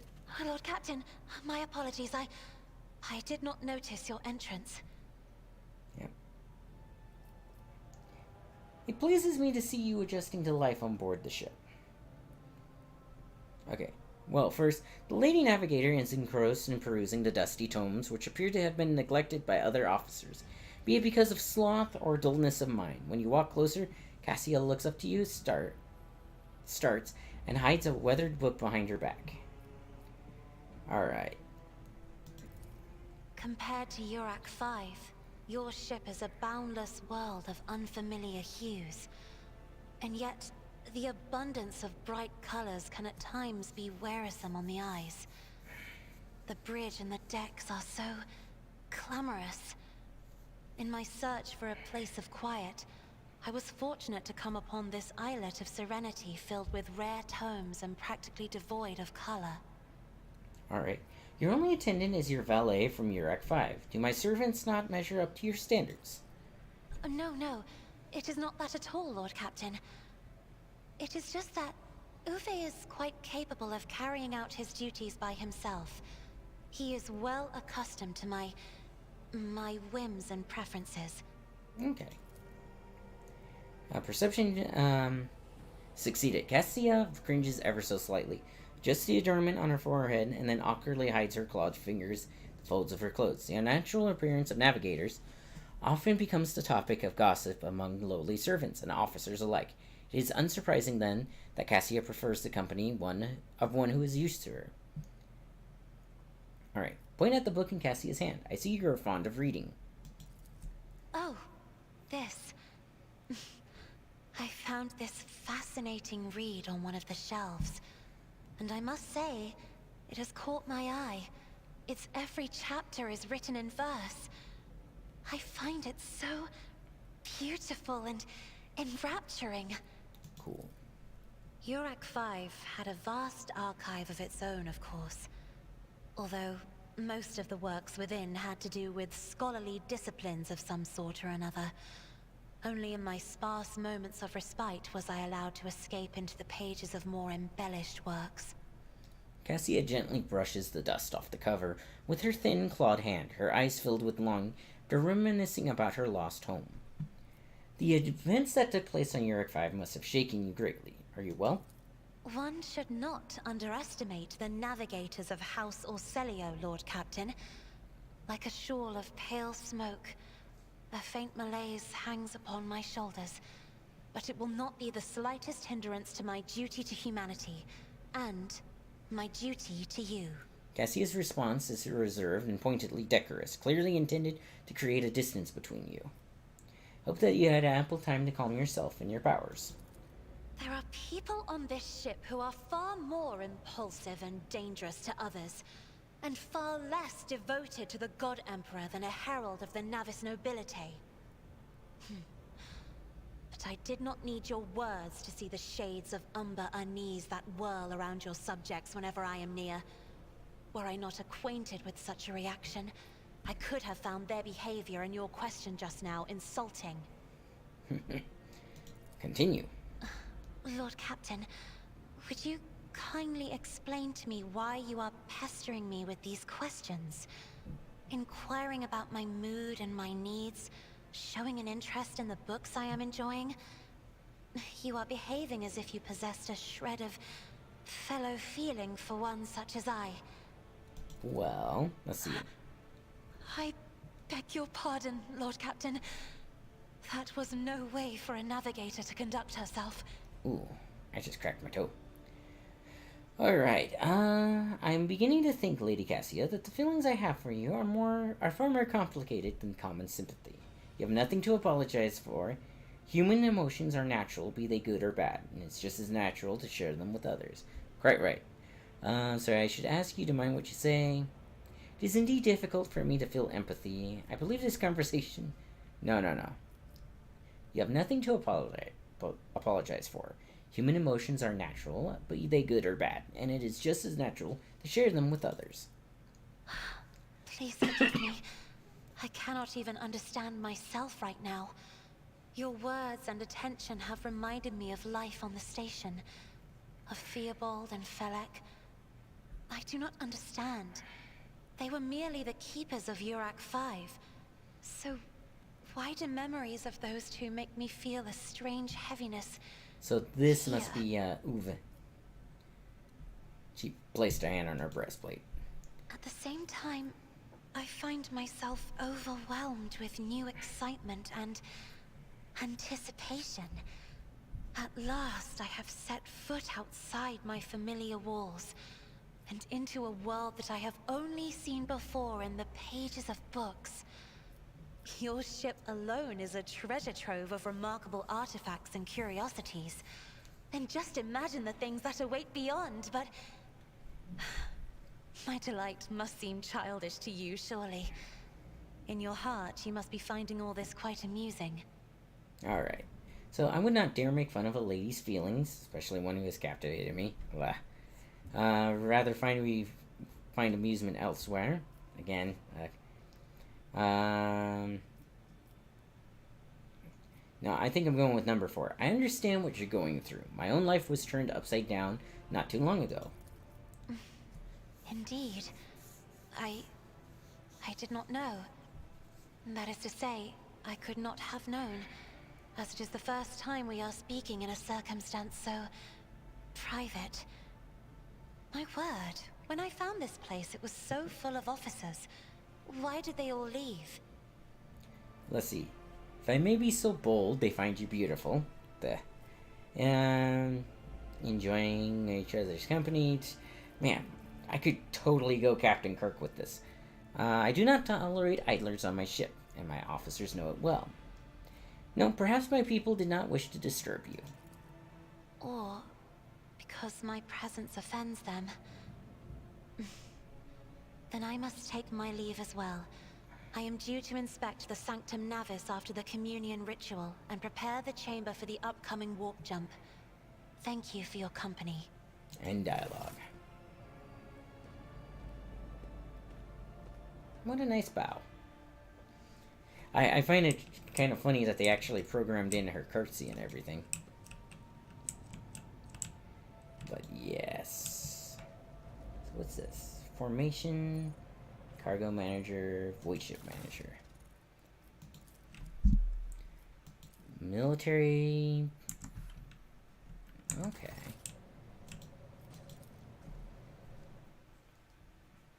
You know, I always find it interesting that they have like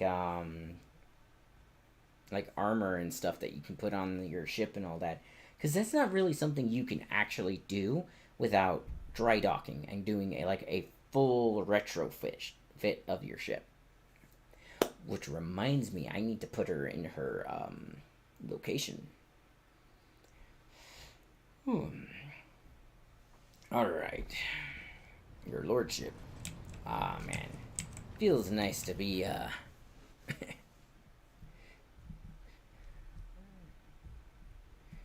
Alright.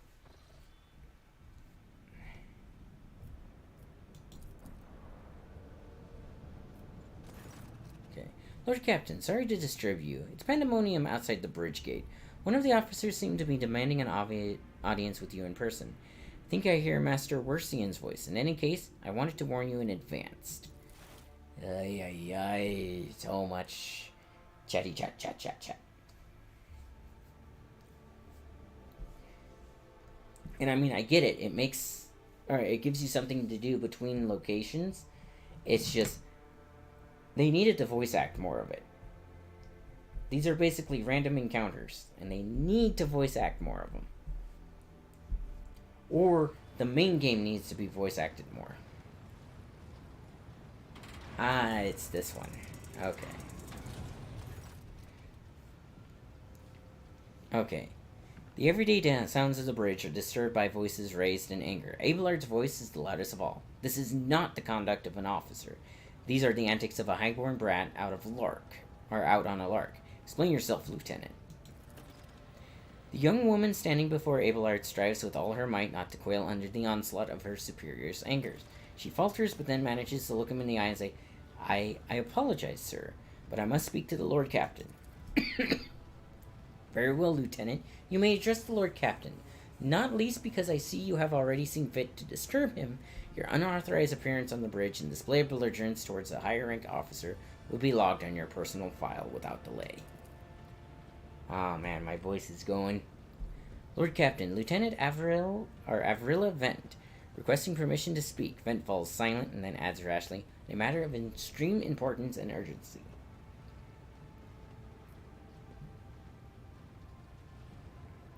Alright. I will listen to what you have to say. Speak, Lieutenant. You may speak, but I want to hear a report, not a shouting match. Between two officers bickering in full view of the bridge is unacceptable. I am sorry, Lord Captain.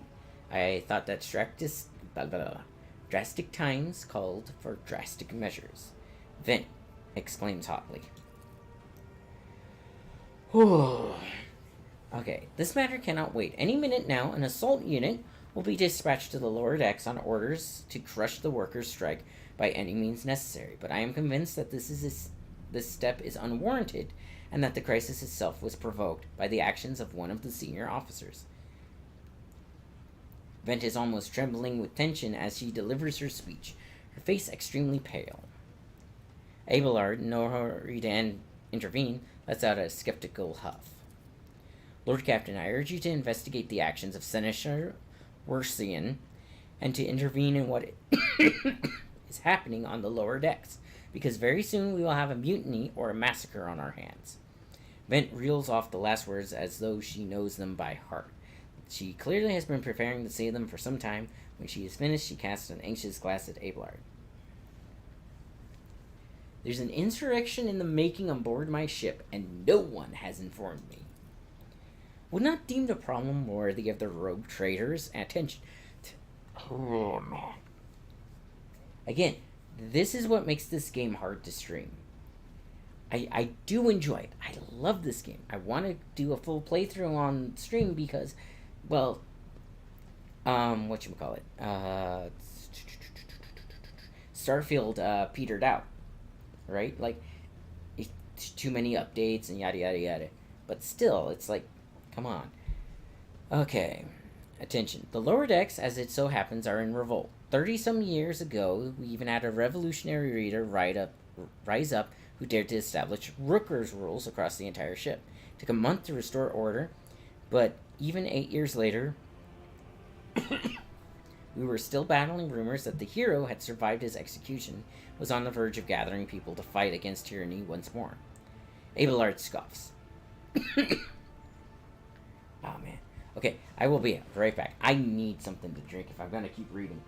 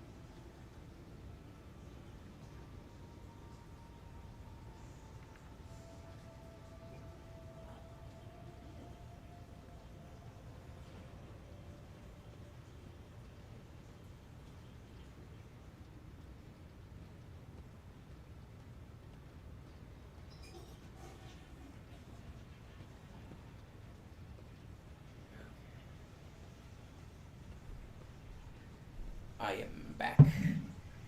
Oh boy. Alright.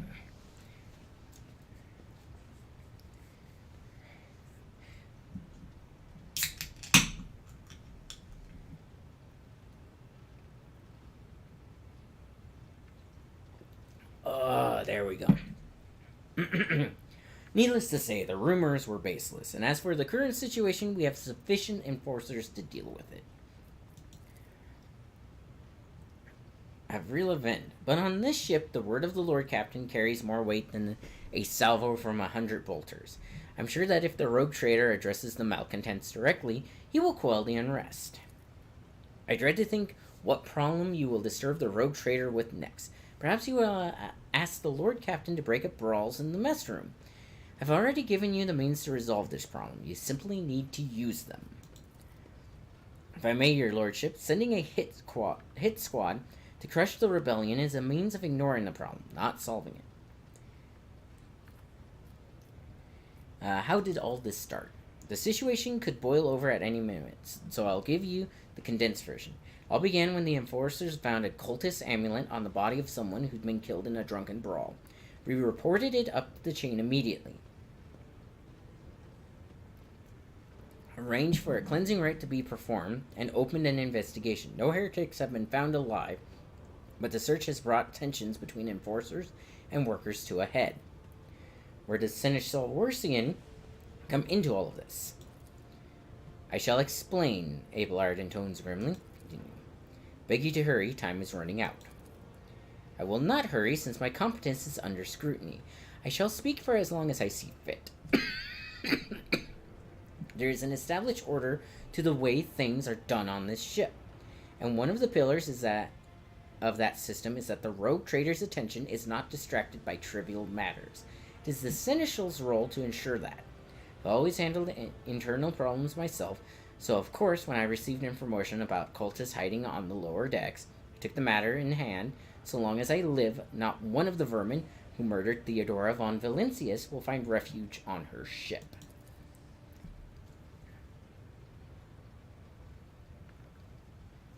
Okay. Again, I just got water and it's still making my voice all scratchy. You were far too heavy-handed, Seneschal Warsian. Arrests, interrogations, mass punishments for entire sectors. It has driven people to the brink. Now there is a strike on the lower decks, in Depot 4 to be precise. 3 worker clans are involved, but many more are passively supporting them. The situation could degenerate into an all-out insurrection. But when I reported my concerns, the only response I received was an order to dispatch an assault unit and crush the strike with maximum force. Abelard, what do you have to say to all this? There's no need to add anything. I acted within the remit of my authority, guided exclusively by the best interests of your protectorate and your personal safety. If you wish to confirm the rectitude of my actions for yourself, I have no objections. Okay. For my part, I urge the Lord Captain to go down to the lower decks, stop the assault unit, and speak directly to the people. You will see that they are not lying or harboring heretics. That way, you will stop the uprising before it begins. So let's see. What is Depot 4? Well, yeah, what is Depot 4? Depot 4 is one of the poorest sectors on the lower decks. It is home to clans of general laborers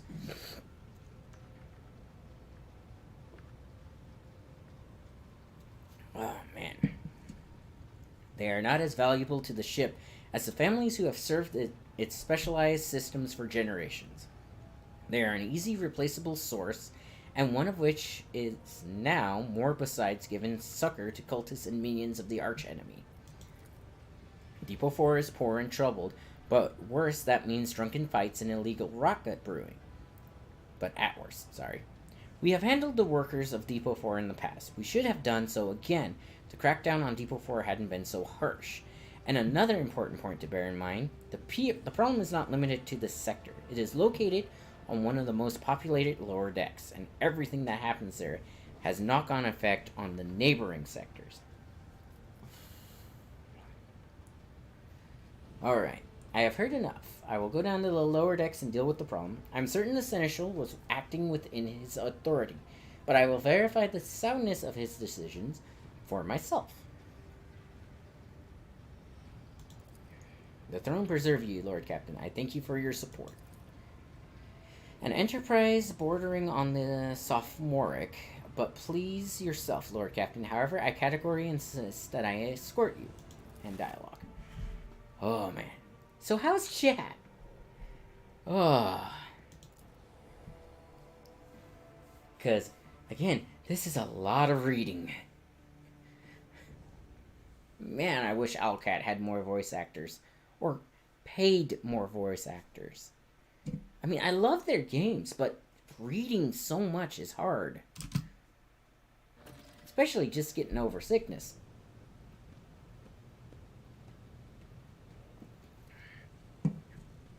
Alright. Oh. Lower deck rabble. Just got bowed at. Okay. Hey, it's Russian. Take that, scum! And who is this? It's all his fault, I think is what it said.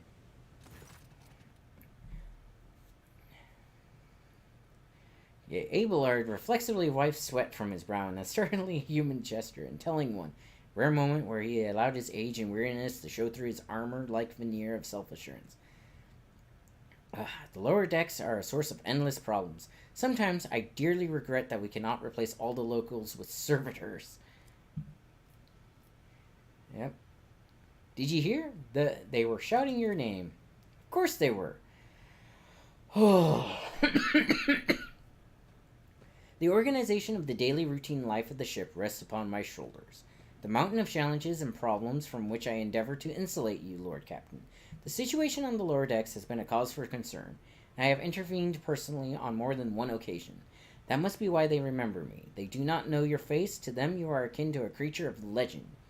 One who has stood on the steps of the Golden Throne, no less. Whereas I am the man whose name is attached to every order, docking rations, or lowering the base heating. You're in outer space and you're lowering people's heating. The people dare disrespect a senior officer? They would not have the chance to express such disrespect if we were not here, if the situation had been dealt with by the relevant officers. Say junior officers' worst failing to pass problems up the chain of command. See, That's actually a good thing. I have never been able to abide it. I shall say it again. It was a mistake to come here on Lieutenant Vent's whim, Lord Captain. I must admit that the lieutenant is by no means the worst material for an officer.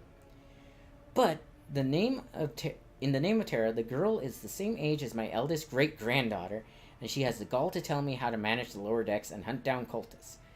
It will be another 20 years at least before she can be trusted to act without oversight. Let's keep moving. We need to get to the bottom of this.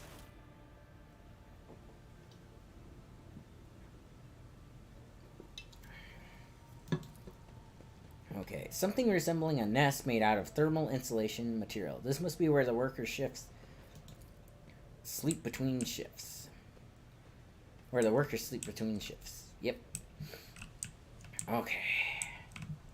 There's nothing down here for me to loot, which is unfortunate, I don't think. Let the faith guide my path to glory. Yay, glad. Pay attention. Container can be seen beyond the massive bars. Perhaps examining the pipe will allow you to reach it.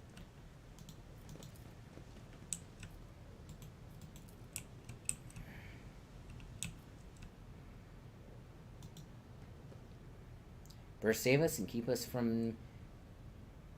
This is depressing. Beyond the pipe. There is no other thing to click. Perhaps examining the pipe would allow you to reach it. What pipe? What container?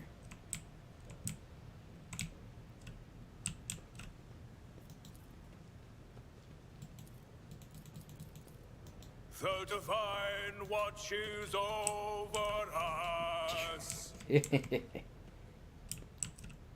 Greetings, Your Grace. See, these are the people that he's planning to gun down, which I still do not see our purpose in coming here. Yeah, you wouldn't, Abelard.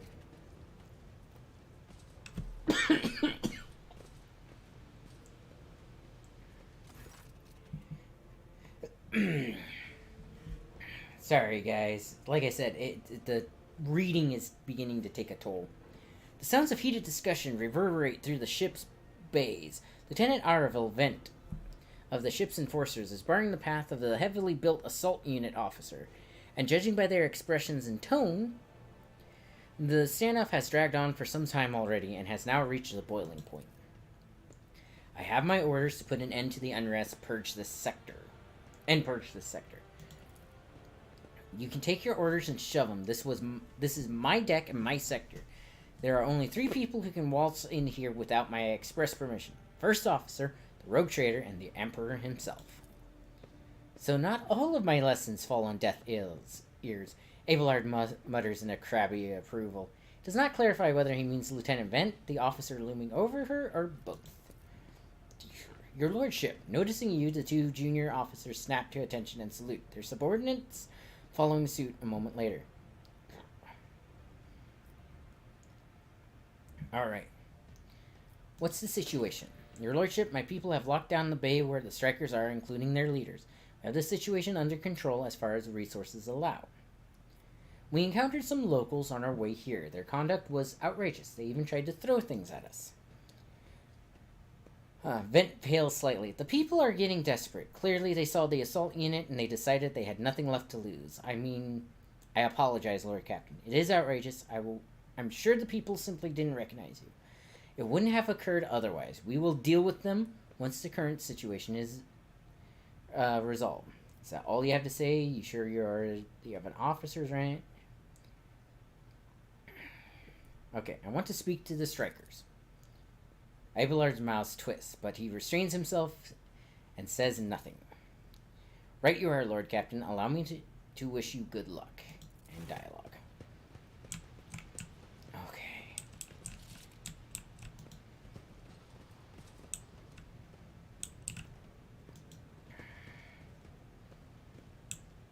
Okay. Greetings, your grace. Wow, nobles from the upper decks down here to see us. Dozens of eyes stare apprehensively at you. The people before you are typical inhabitants of the lower decks. You take in their simple clothing, crude weapons, and faces that display varying levels of mutation, from the barely discernible to the strange to the outright grotesque. Okay.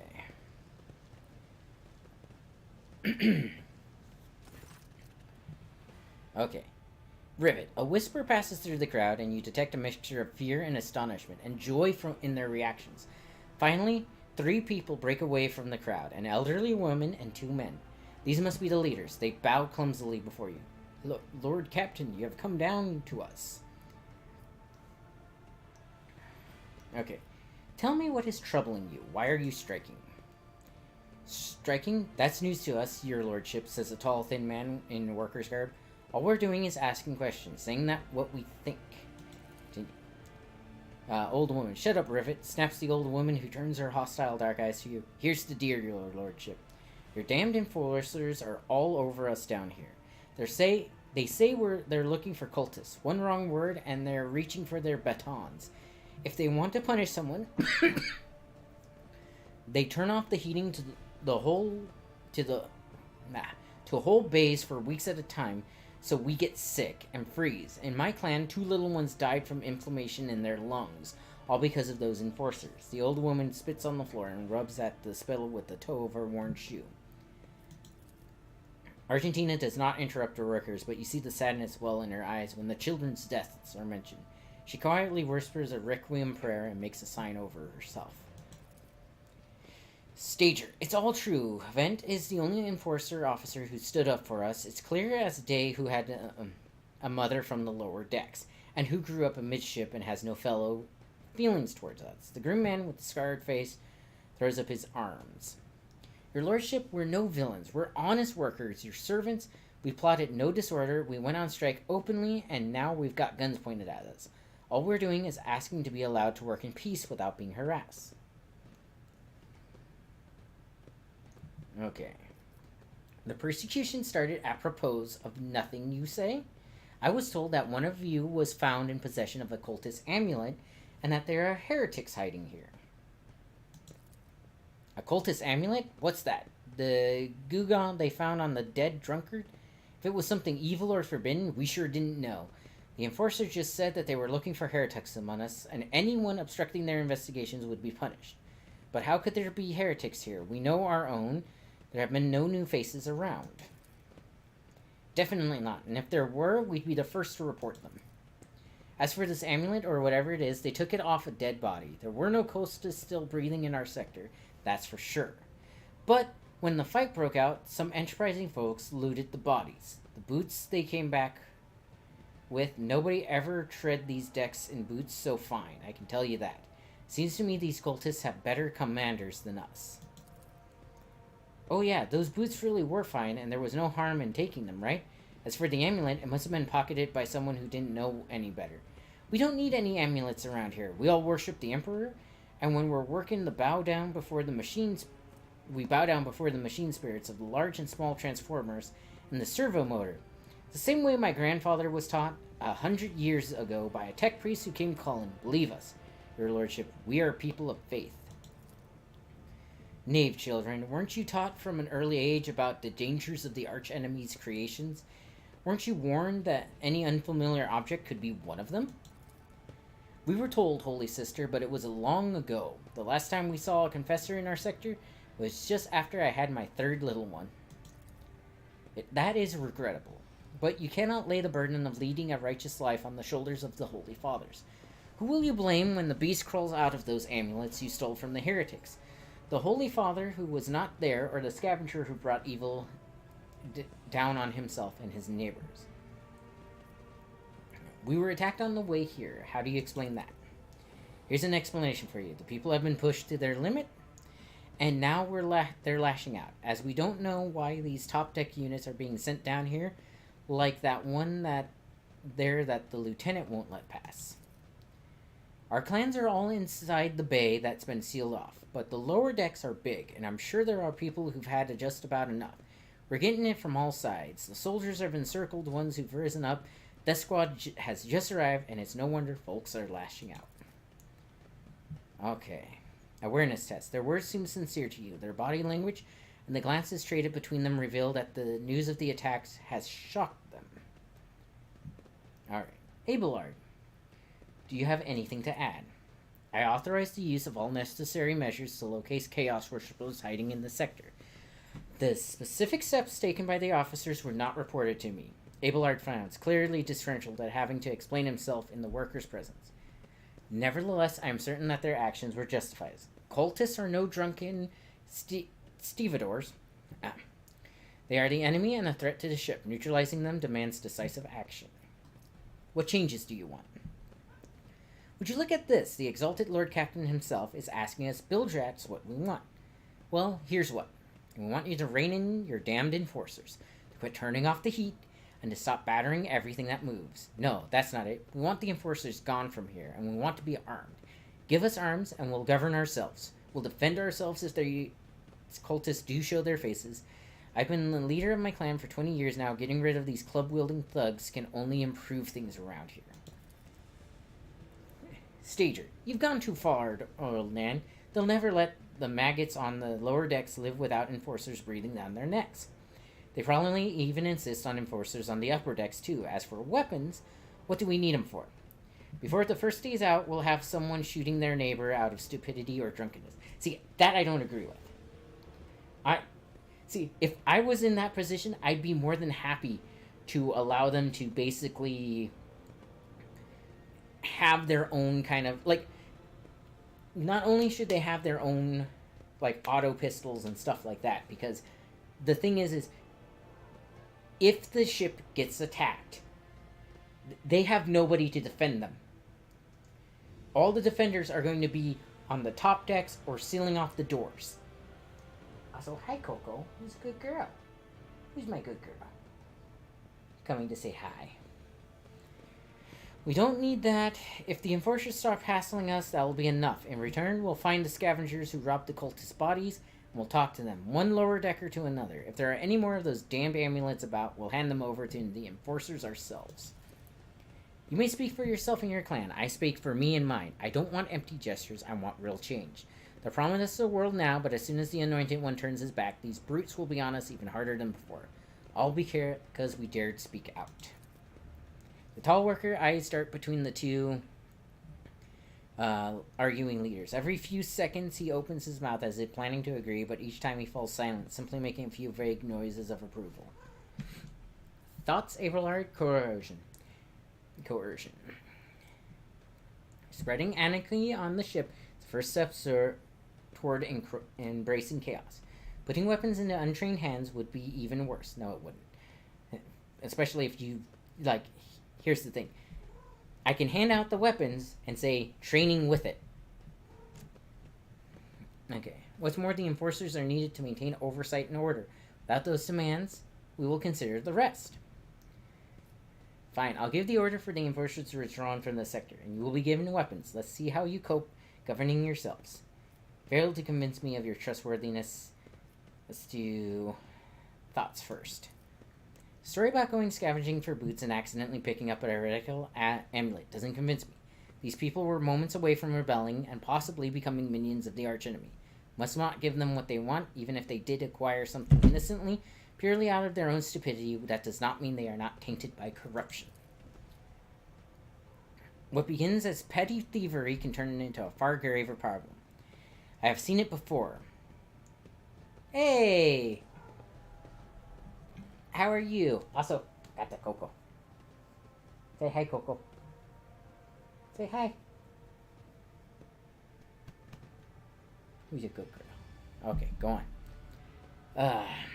In my second war, there was a sergeant in the Imperial Guard regiment that's stationed nearby. The sergeant took an ordinary pocket knife from the body of a heretic, and his whole unit lost their lives for it. When they finally managed to break into the barracks, they found not a single survivor, only the pocket knife, which has grown through all the rows of beds like a metal choking vine. So when it comes to scavenging malcontents, strikers, or whatever, they'll turn into necks. My verdict is simple. Give them no quarter. I'm going with, coercion. This one. They haven't fully convinced me, but it's... you know, willing to make concessions. I'm chilling in Ark. Cool. Coercion succeeded. The tall worker they call Rivet shrugs and casts a sidelong look at the old woman. Old man, listen. Listen, the Lord Captain himself has come down to us and is offering concessions. And I don't know a single person in the whole of Depot 4 who's ever stood next to the rogue trader, let alone talk to them. Back down now. Now's no time for you to be a stubborn old crone. Stager, listen to us, old man. The 3 clans of Depot 4 ought to act as one. We've made up our minds. It's your turn to decide. Don't ask them to disband the enforcers or give us weapons. We don't need any of that. You do need weapons. You absolutely need weapons. I've played Darktide before. You need weapons. But yeah, planning on catching any good dinosaurs? You two are ganging... the old woman hisses in dissatisfaction. You two are ganging up on me, is that it? So brave you are against an old woman, but I'll shut up. I will, indeed. I won't go against 2 clan leaders on my own. If you want to make peace with the enforcers, make your peace. Coco, what are you doing? Are you back? Come here. You can lay on my lap. Maybe. Okay. That's great. Just fantastic. Lord Captain, we're all agreed. Okay. Then it's decided. The persecution will stop, and I will expect you to assist in locating any remaining amulets or weapons left by the cultist. Your lordship, thank you. You have not abandoned us lower deckers. Came yourself and settled everything. Tell my grandchildren about this. Of course, your lordship. We will root out any nasty business faster than the enforcers. We'll leave no stone unturned. This is complete bedlam. Are you satisfied, Lord Captain? I am satisfied. Thinking of a frog? Okay. No, a frog would be useful because you can bring it into the nearby forest and get a bunch of chitin off of the bugs and stuff. Also, it's great for doing the dungeons because the dungeons that have the insects, or that are primarily insects, the frogs do extra damage against. Coco. Coco, why are you being everywhere, huh? Hi. Who's a good girl?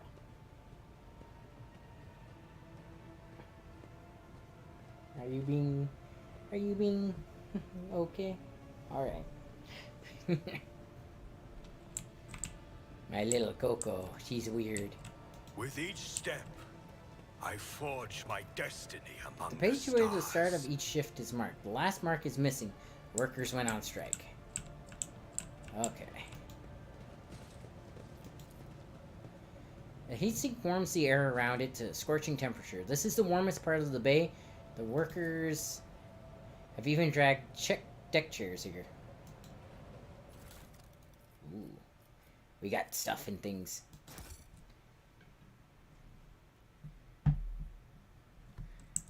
Oh yeah, how's your Velonosaur doing?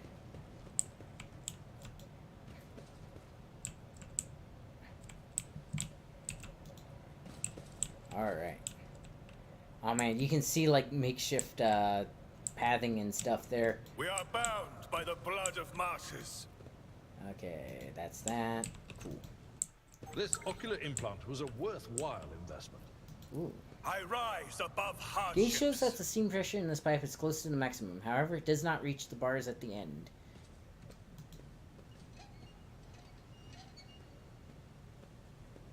Okay. Did that fix it?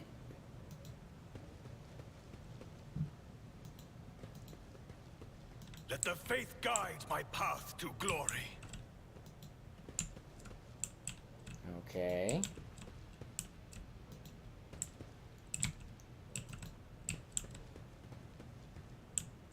We shall reclaim what is I'm looking for rightfully all ours. this stuff. So there was a thing up here. with this thing. Oh, door open. Perhaps examining the pipe will allow you to reach it. What do you mean examining the pipe? So what's in here? Nothing there. The divine watches over us. Valve. Nothing happened. Perhaps turning a different valve will work. Got more stuffs. Must always collect more stuffs. Inside the box is a string of scratched letters run along the edge. Different first names, but the surname is this. But the same surname. It looks like this box has been passed down in the family from generation to generation. Know your duty.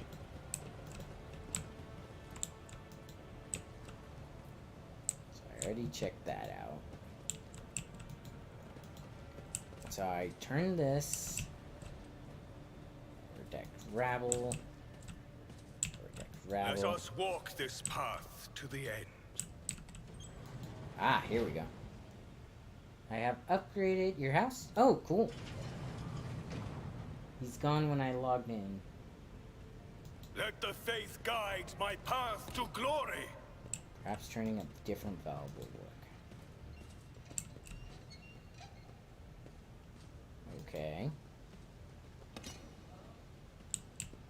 We are bound by the blood of martyrs. There seems to be a puzzle here.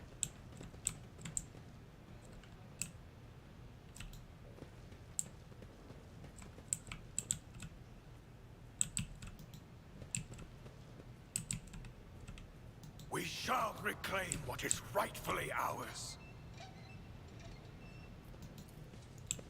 Okay, huge pipes, the arteries run through air, heat, and steam.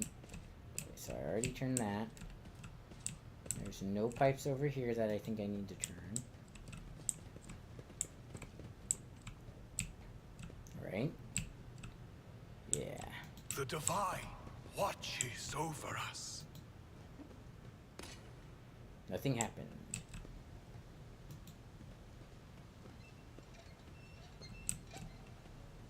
Know your duty. So, this one here.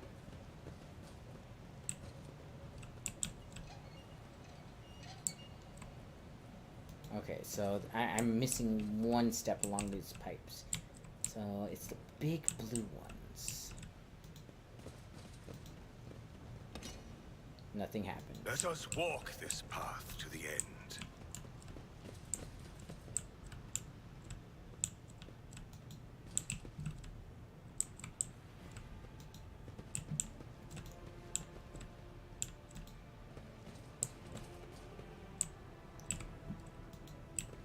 Let's see.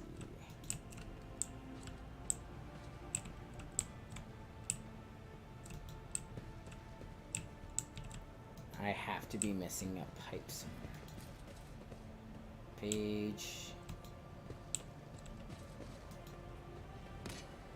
Nothing happened.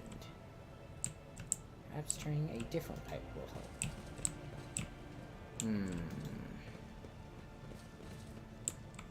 So I turned on this one.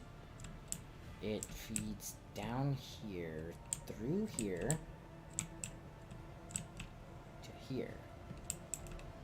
Which pipe We are am I bound missing? by the blood of martyrs.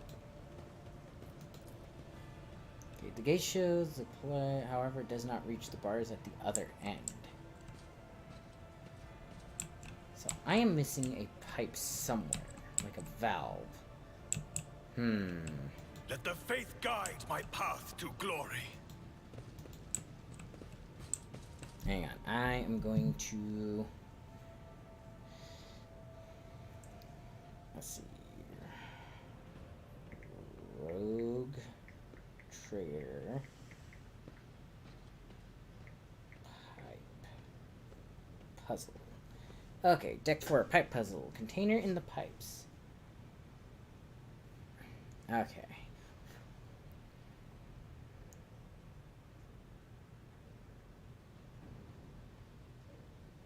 Okay, I did the event. That takes me to deck 4. Find several valves around the map, but I can't interact with them. Okay. The way to open it is after. I can't go back. Start with the valve on the blue pipe that is just past where the mutineers were. Then follow the blue pipe back through the level, turning all the blue valves when you reach the part in the container. Continue past the next room and turn the blue valve there. Then go back and you should be able to reach it. Just when you can...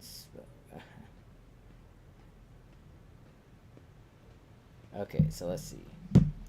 So, blue valve just past where you talk to these guys. So, this room. I'm looking for a blue valve, which is that one, right? And follow it back through the levels. So that's not blue, so don't ignore that. Okay. We shall reclaim what is rightfully ours. So it goes here next.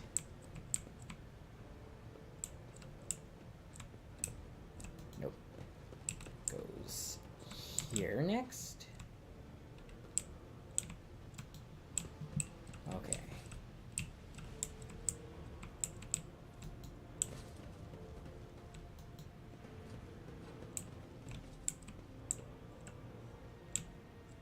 So it should be here. Although that one looks like I can't turn it again. Greetings, your grace. Yeah, that one I can't turn. So I already did that. So then it goes back through here.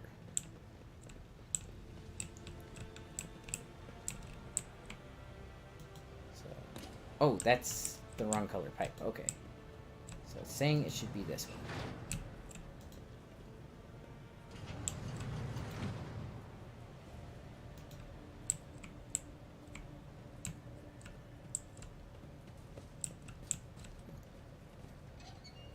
Nothing happens. Perhaps turning a different valve will work. So it's saying that I did thing right, but that's the wrong pipe.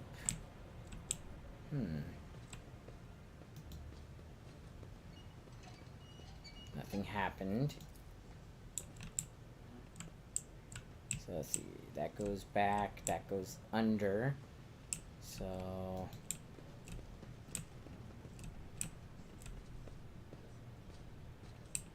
I am missing a single valve, it looks like. So I can't turn that one again. That's the first one.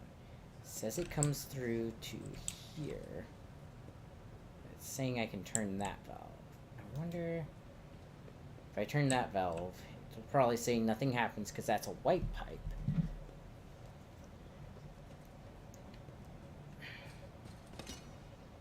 Nothing happens. Perhaps turning a different valve will work. So yeah, that's nothing. The divine watches over us. Okay, so there to there. Here to here. So yeah, it's saying that there should be a valve somewhere around here, I think.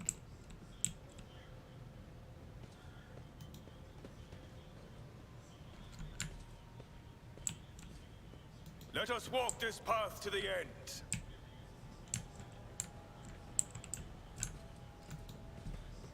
Is it control or what? That's not right.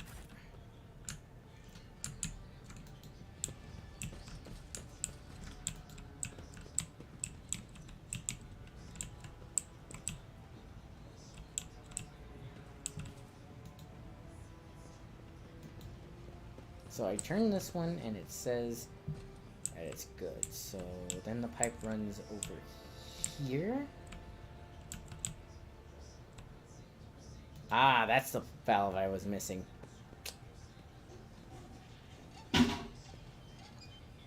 With each step, I forge my destiny among the stars. So let's see. That one can't be moved anymore? Okay. I don't think that's blue, so it's got to be this one, right?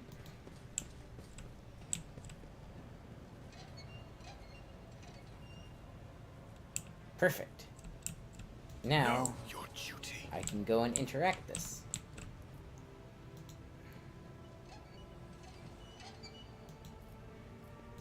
Tech The use. duty prevails.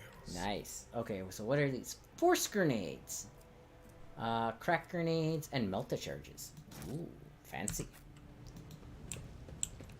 We shall reclaim what is rightfully ours. Okay. I have an urgent matter to discuss with the Lord Captain. Please give us a moment. Stopping unexpectedly, Abelard imperiously dismisses the unit to stand a distance and address your other companions, saying, okay.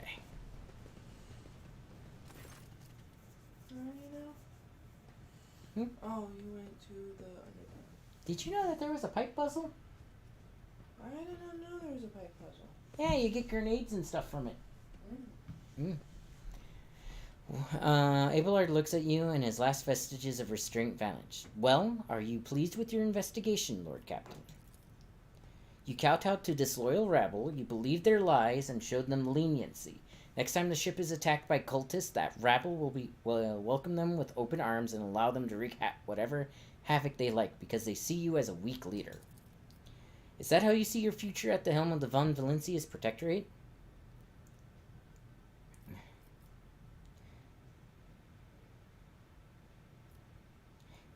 Let's see. Honestly, I should admonish him. In fact, I think I will this time. I am a general. But yeah. Let's talk about your role in all this instead. You allowed this revolt to happen. Your actions practically guaranteed it would. I would have handled the situation myself had you not decided to intervene, Abelard says irascibly.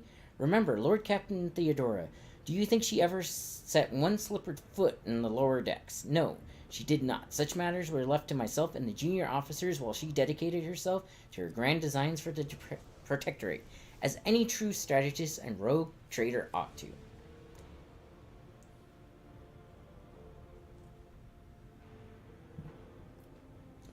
Let's see. So, here's where it would get interesting. So, honestly, yes, I'd be willing to give him a chance, except he already proved that he can't handle that kind of situation. And, honestly, the whole reason I'm currently Rogue Captain is because something like this already happened. So, maybe if Theodora had spent more time on trifling matters, she wouldn't have wound up dead. There is a new Lord Captain aboard the ship now, and I will not repeat her mistake. I would be only too willing to trust my seneschal and not fill my head with such matters, but the situation had spiraled out of your control, Abelard.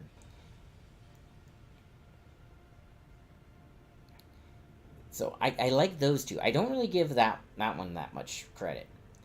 I mean, honestly, he's been doing his job. He's been doing a decent job. He has good reasons for how he feels about this kind of stuff. But the thing is he really handled that one wrong. Let's do that one. You're right, at least as concerns junior officers making complaints directly to you. And Abelard stands straight and in attention. I lost my temper, Lord Captain, and I believe I ought to explain myself. The prosperity of the Von Valencia's Protectorate is not just an empty phrase to me. I left the Imperial Navy for a chance to see it flourish. It was the most momentous decision of my life. I did it because I saw in Lord Captain Theodora's deeds the sign of true greatness. Rogue traders do not simply forge new routes and capture worlds. They create order out of anarchy. That creative impulse was entirely lacking during my time in the military. So I left behind everything I had known, everything my family had known. I come from a long line of officers, and I embarked upon this incredibly reckless venture. Lord Captain Theodora entrusted me with all the concerns she had no time for. She would go off on her flagship for long periods to distant frontiers, on scouting voyages, and the advancement of the entire Protectorate rested on my shoulders. And then suddenly, everything that had been built over years and years began to quake, rattling like a flimsy hanger on a seismically active world. Jeez Louise. Too much reading. Do more voice acting. One of the senior officers betrayed us all. The rogue trader was killed, and who knows what happened on the planets. I tell you this honestly, without fear of appearing weak. All this has come as a grievous blow to me. I am not panicking or grieving because I cannot allow myself to panic or grieve. Duty bound to aid the new rogue trader, to aid you, to find your footing as quickly as possible. And to do that, I must insulate you from problems that in the past have been dealt with by tried and tested procedures set out on the ship's regulations.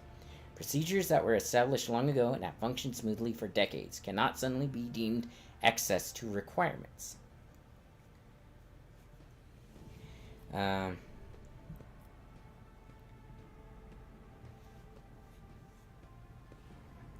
So this one's a good one. Basically saying, you know, she trusted those same procedures and ended up dead. We need to forge a future and not live in the past. I understand, but you need to learn how to respect me as your Lord Captain and Rogue Trader. Accept it and start living in the new world, a world where Theodora is gone and you have new decisions to make. The prosperity is just as important to me. You are the only person who has comprehensive knowledge of how things are run on this ship. Think in the future I will follow your recommendations. I value what she created, and I trust that this situation is an aberration in the ship's otherwise smooth operations. Since the established procedures are working, I see no reason to change them. And I think that's the best one, honestly. I'm glad you see the value in the foundations laid down by your illustrious predecessor. Why fix what isn't broken? As for me, shall endeavor not to cause you any further consternation, Lord Captain. Continue. Now please let us leave the lower decks. If a rogue trader desires to stretch his legs, there are far more suitable places. Honestly, the best thing you can do as a leader is be seen by your people. That's a tried and true method. Because if you want people to follow you to their deaths and stuff like that, they need to know who you actually are. But that's something that you want, or that's not something that happens in the Warhammer universe very often. Because they follow you to their death on pain of death. So, yeah. Okay, I wanted to get to this trade ship and see what I can upgrade my cruiser with.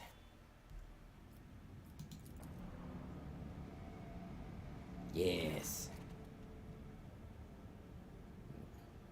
Okay. The Vox crackles to life and Master Helmsman Ravor addresses you. What we have here, Lord Captain, is... It is not very noticeable, but there's a void ship sitting in the local asteroid field. Sure is quiet, like it's huddled up there on purpose. It's not like I'm surprised. The thing is more scrap heap than ship at this point. Somebody sure went to town on it. We are registering critical damage to the hull and depressurization on several compartments. Oh, there's an incoming transmission now, too. Ragged void ship, hear us. Vox transmission. Do not require assistance. Repeat, do not require assistance. Copy.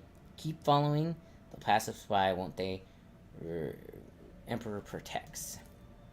Lord Captain, I am told our augurs cannot determine the allegiance of the vessel.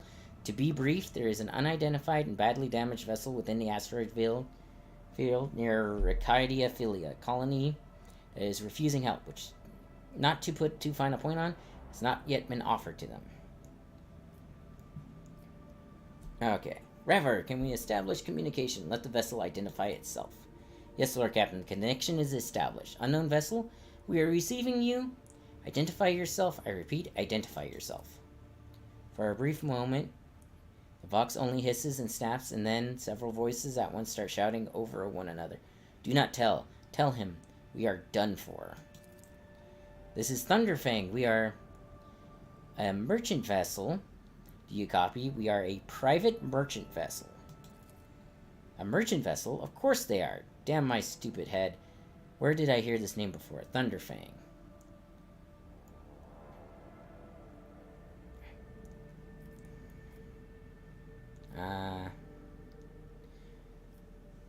Ravor, damage report on the unknown vessel. Telemetry show multiple hull breaches, most likely caused by the guns of a combat ship. Several compartments are leaking air. The bridge has been almost completely obliterated. 2 of the engines are critically damaged. Somebody gave them a thrashing so solid they barely managed to limp away. Okay. Thunderfang, your vessel is badly damaged. What happened to you? The fox responds by bursting into a cacophony of sounds, words, and emotions. Someone chuckles bitterly, another swells in some foul expletives, and yet another hisses, furiously demanding that the other shut up. Managed to make out a little from all the noise. We were just flying, minding our own business, straight out of the blue, and miracle we could get away, Emperor protected, and then more fire. Who? Void only knows. Roasted our tail, bombed everything. Our folks are left without our help, and we never got to them. Thunderfang, why can we not identify you? Why? I don't know. What if? Certainly not. Vessel is badly damaged. Damage is preventing the correct identification. We assure you, something merchant vessel. Thunderfang does not require aid. Thunderfang, now stop playing games and explain again what your business is here. And this time, I highly recommend the truth. Happy now? What have you done, idiot? It's too late now. The Vox channel is again filled with angry whispers of several voices. Do you copy? We are from the Fellow of the Void. We did not come here to loot, on a different business to help our own. Out of jail, do not hurt, please. We already had our chronos cleaned. How about striking a deer? Our hold is full of plunder, goods. In this case, you are on a railroad captain. The Fellowship of the Void is a disorderly assembly of several dozen pirate factions in the Coronis Expanse. They consider themselves above regular heretics solely because they sometimes have Vox conversations with those whom they are about to board. Were it up to me, I would make them eat a salvo from the micro-captains, shake the scum loose from the decks. They certainly deserve it. The High Factotum. The honeyed voice of the High Factotum interrupts the translation with a polite cough. I would wait on destroying the vessel if I were you. Although the moral aspects of their livelihood do cause some awkward questions, the Fellowship of the Void remains a major supplier of goods to the local market. Perhaps you will find dealing with them acceptable, especially in a situation where performing a warp jump is impossible. Yeah, prepare for trade. Ooh, Flamer. Melt the charge. Okay. Reputations. Let's go ahead and...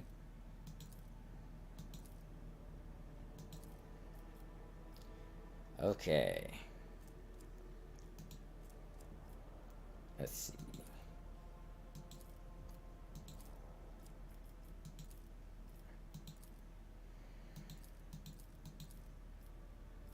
Why can't I seem to trade anything?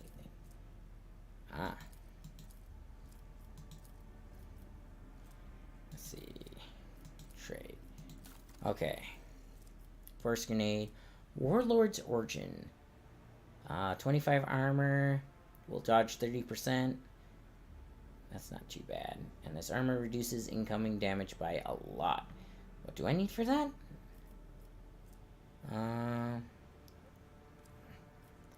13. Okay. I can do something about that.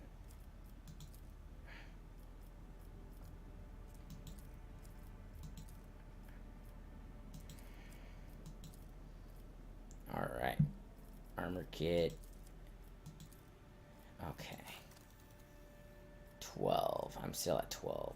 How do I get... I need one more profit factor. Ooh, okay. I'm almost there.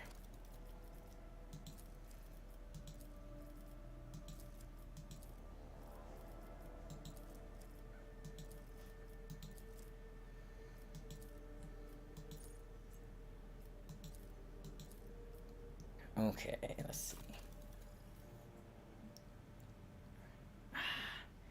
Powered Mall. What's this? Mezuzah Power Auto Gun. Ooh. I wanted to get up to that, though. Camouflage Robe. Increase their target's dodge by 5%, by negative 5%. Does not stack. Can I sell this? Oh, I can sell this stuff. Okay.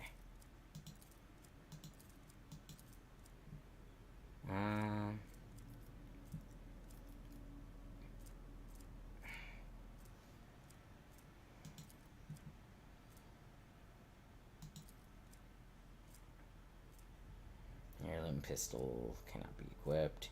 Well maintained last stun can be equipped. I want to sell that. Just trying to get this up.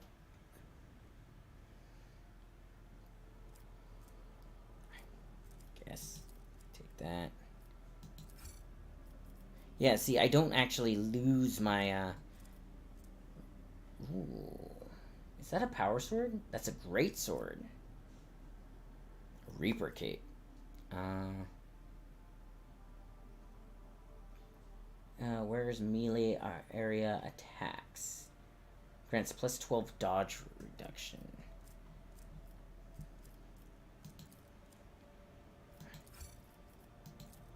Yeah.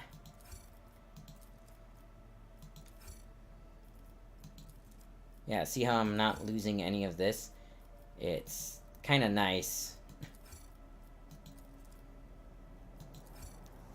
Can I sell this? No. Trying to... I can sell the shotgun.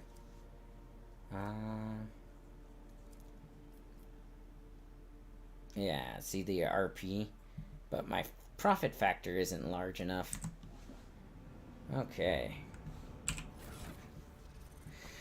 Alrighty, so I got that. Methuselah Power Auto Gun. Oh, leveled up too. Okay. Where's range attack decrease their target's dodge? That would be good on her, I think. Oh, cool. What about this? Plus 5 bonus to persuasion. You could use that, I think. 7 to 10, 8 to 10. Okay, leave them all on him. Can be equipped. Las guns. See, that's actually really good for that.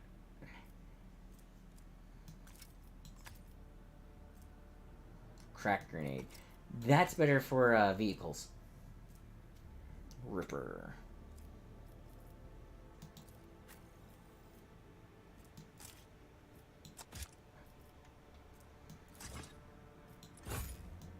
There we go. Now she has some melee combat abilities.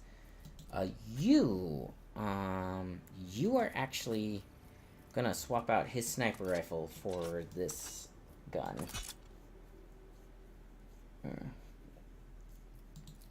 Because she is just amazing with the sniper rifle. Like that is her gun, really. Armored body glove. Armored body glove. I don't have anybody who can use the flamer yet. Right? Oh, you can use the flamer. Ooh. Range 12, range 6. But she could probably actually hit a lot more people with it.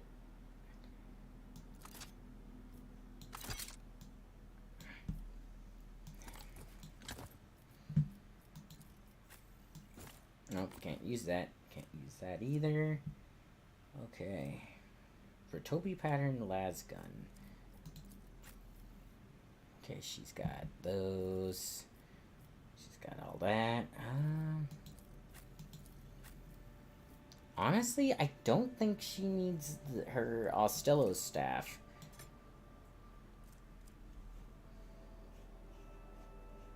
I think a las gun might actually do a little bit better for her. Something that she can use. Well, actually, she needs something for close range, doesn't she? Oh, man. Okay. I'll leave that with her. Alrighty. Let's save the game. I'm going to call it good here. Oh, hey, Nova. How are you? Because it is past my 2-hour mark, so... Unfortunately, that's, it's time to call it. But you guys have a wonderful day. I will be probably doing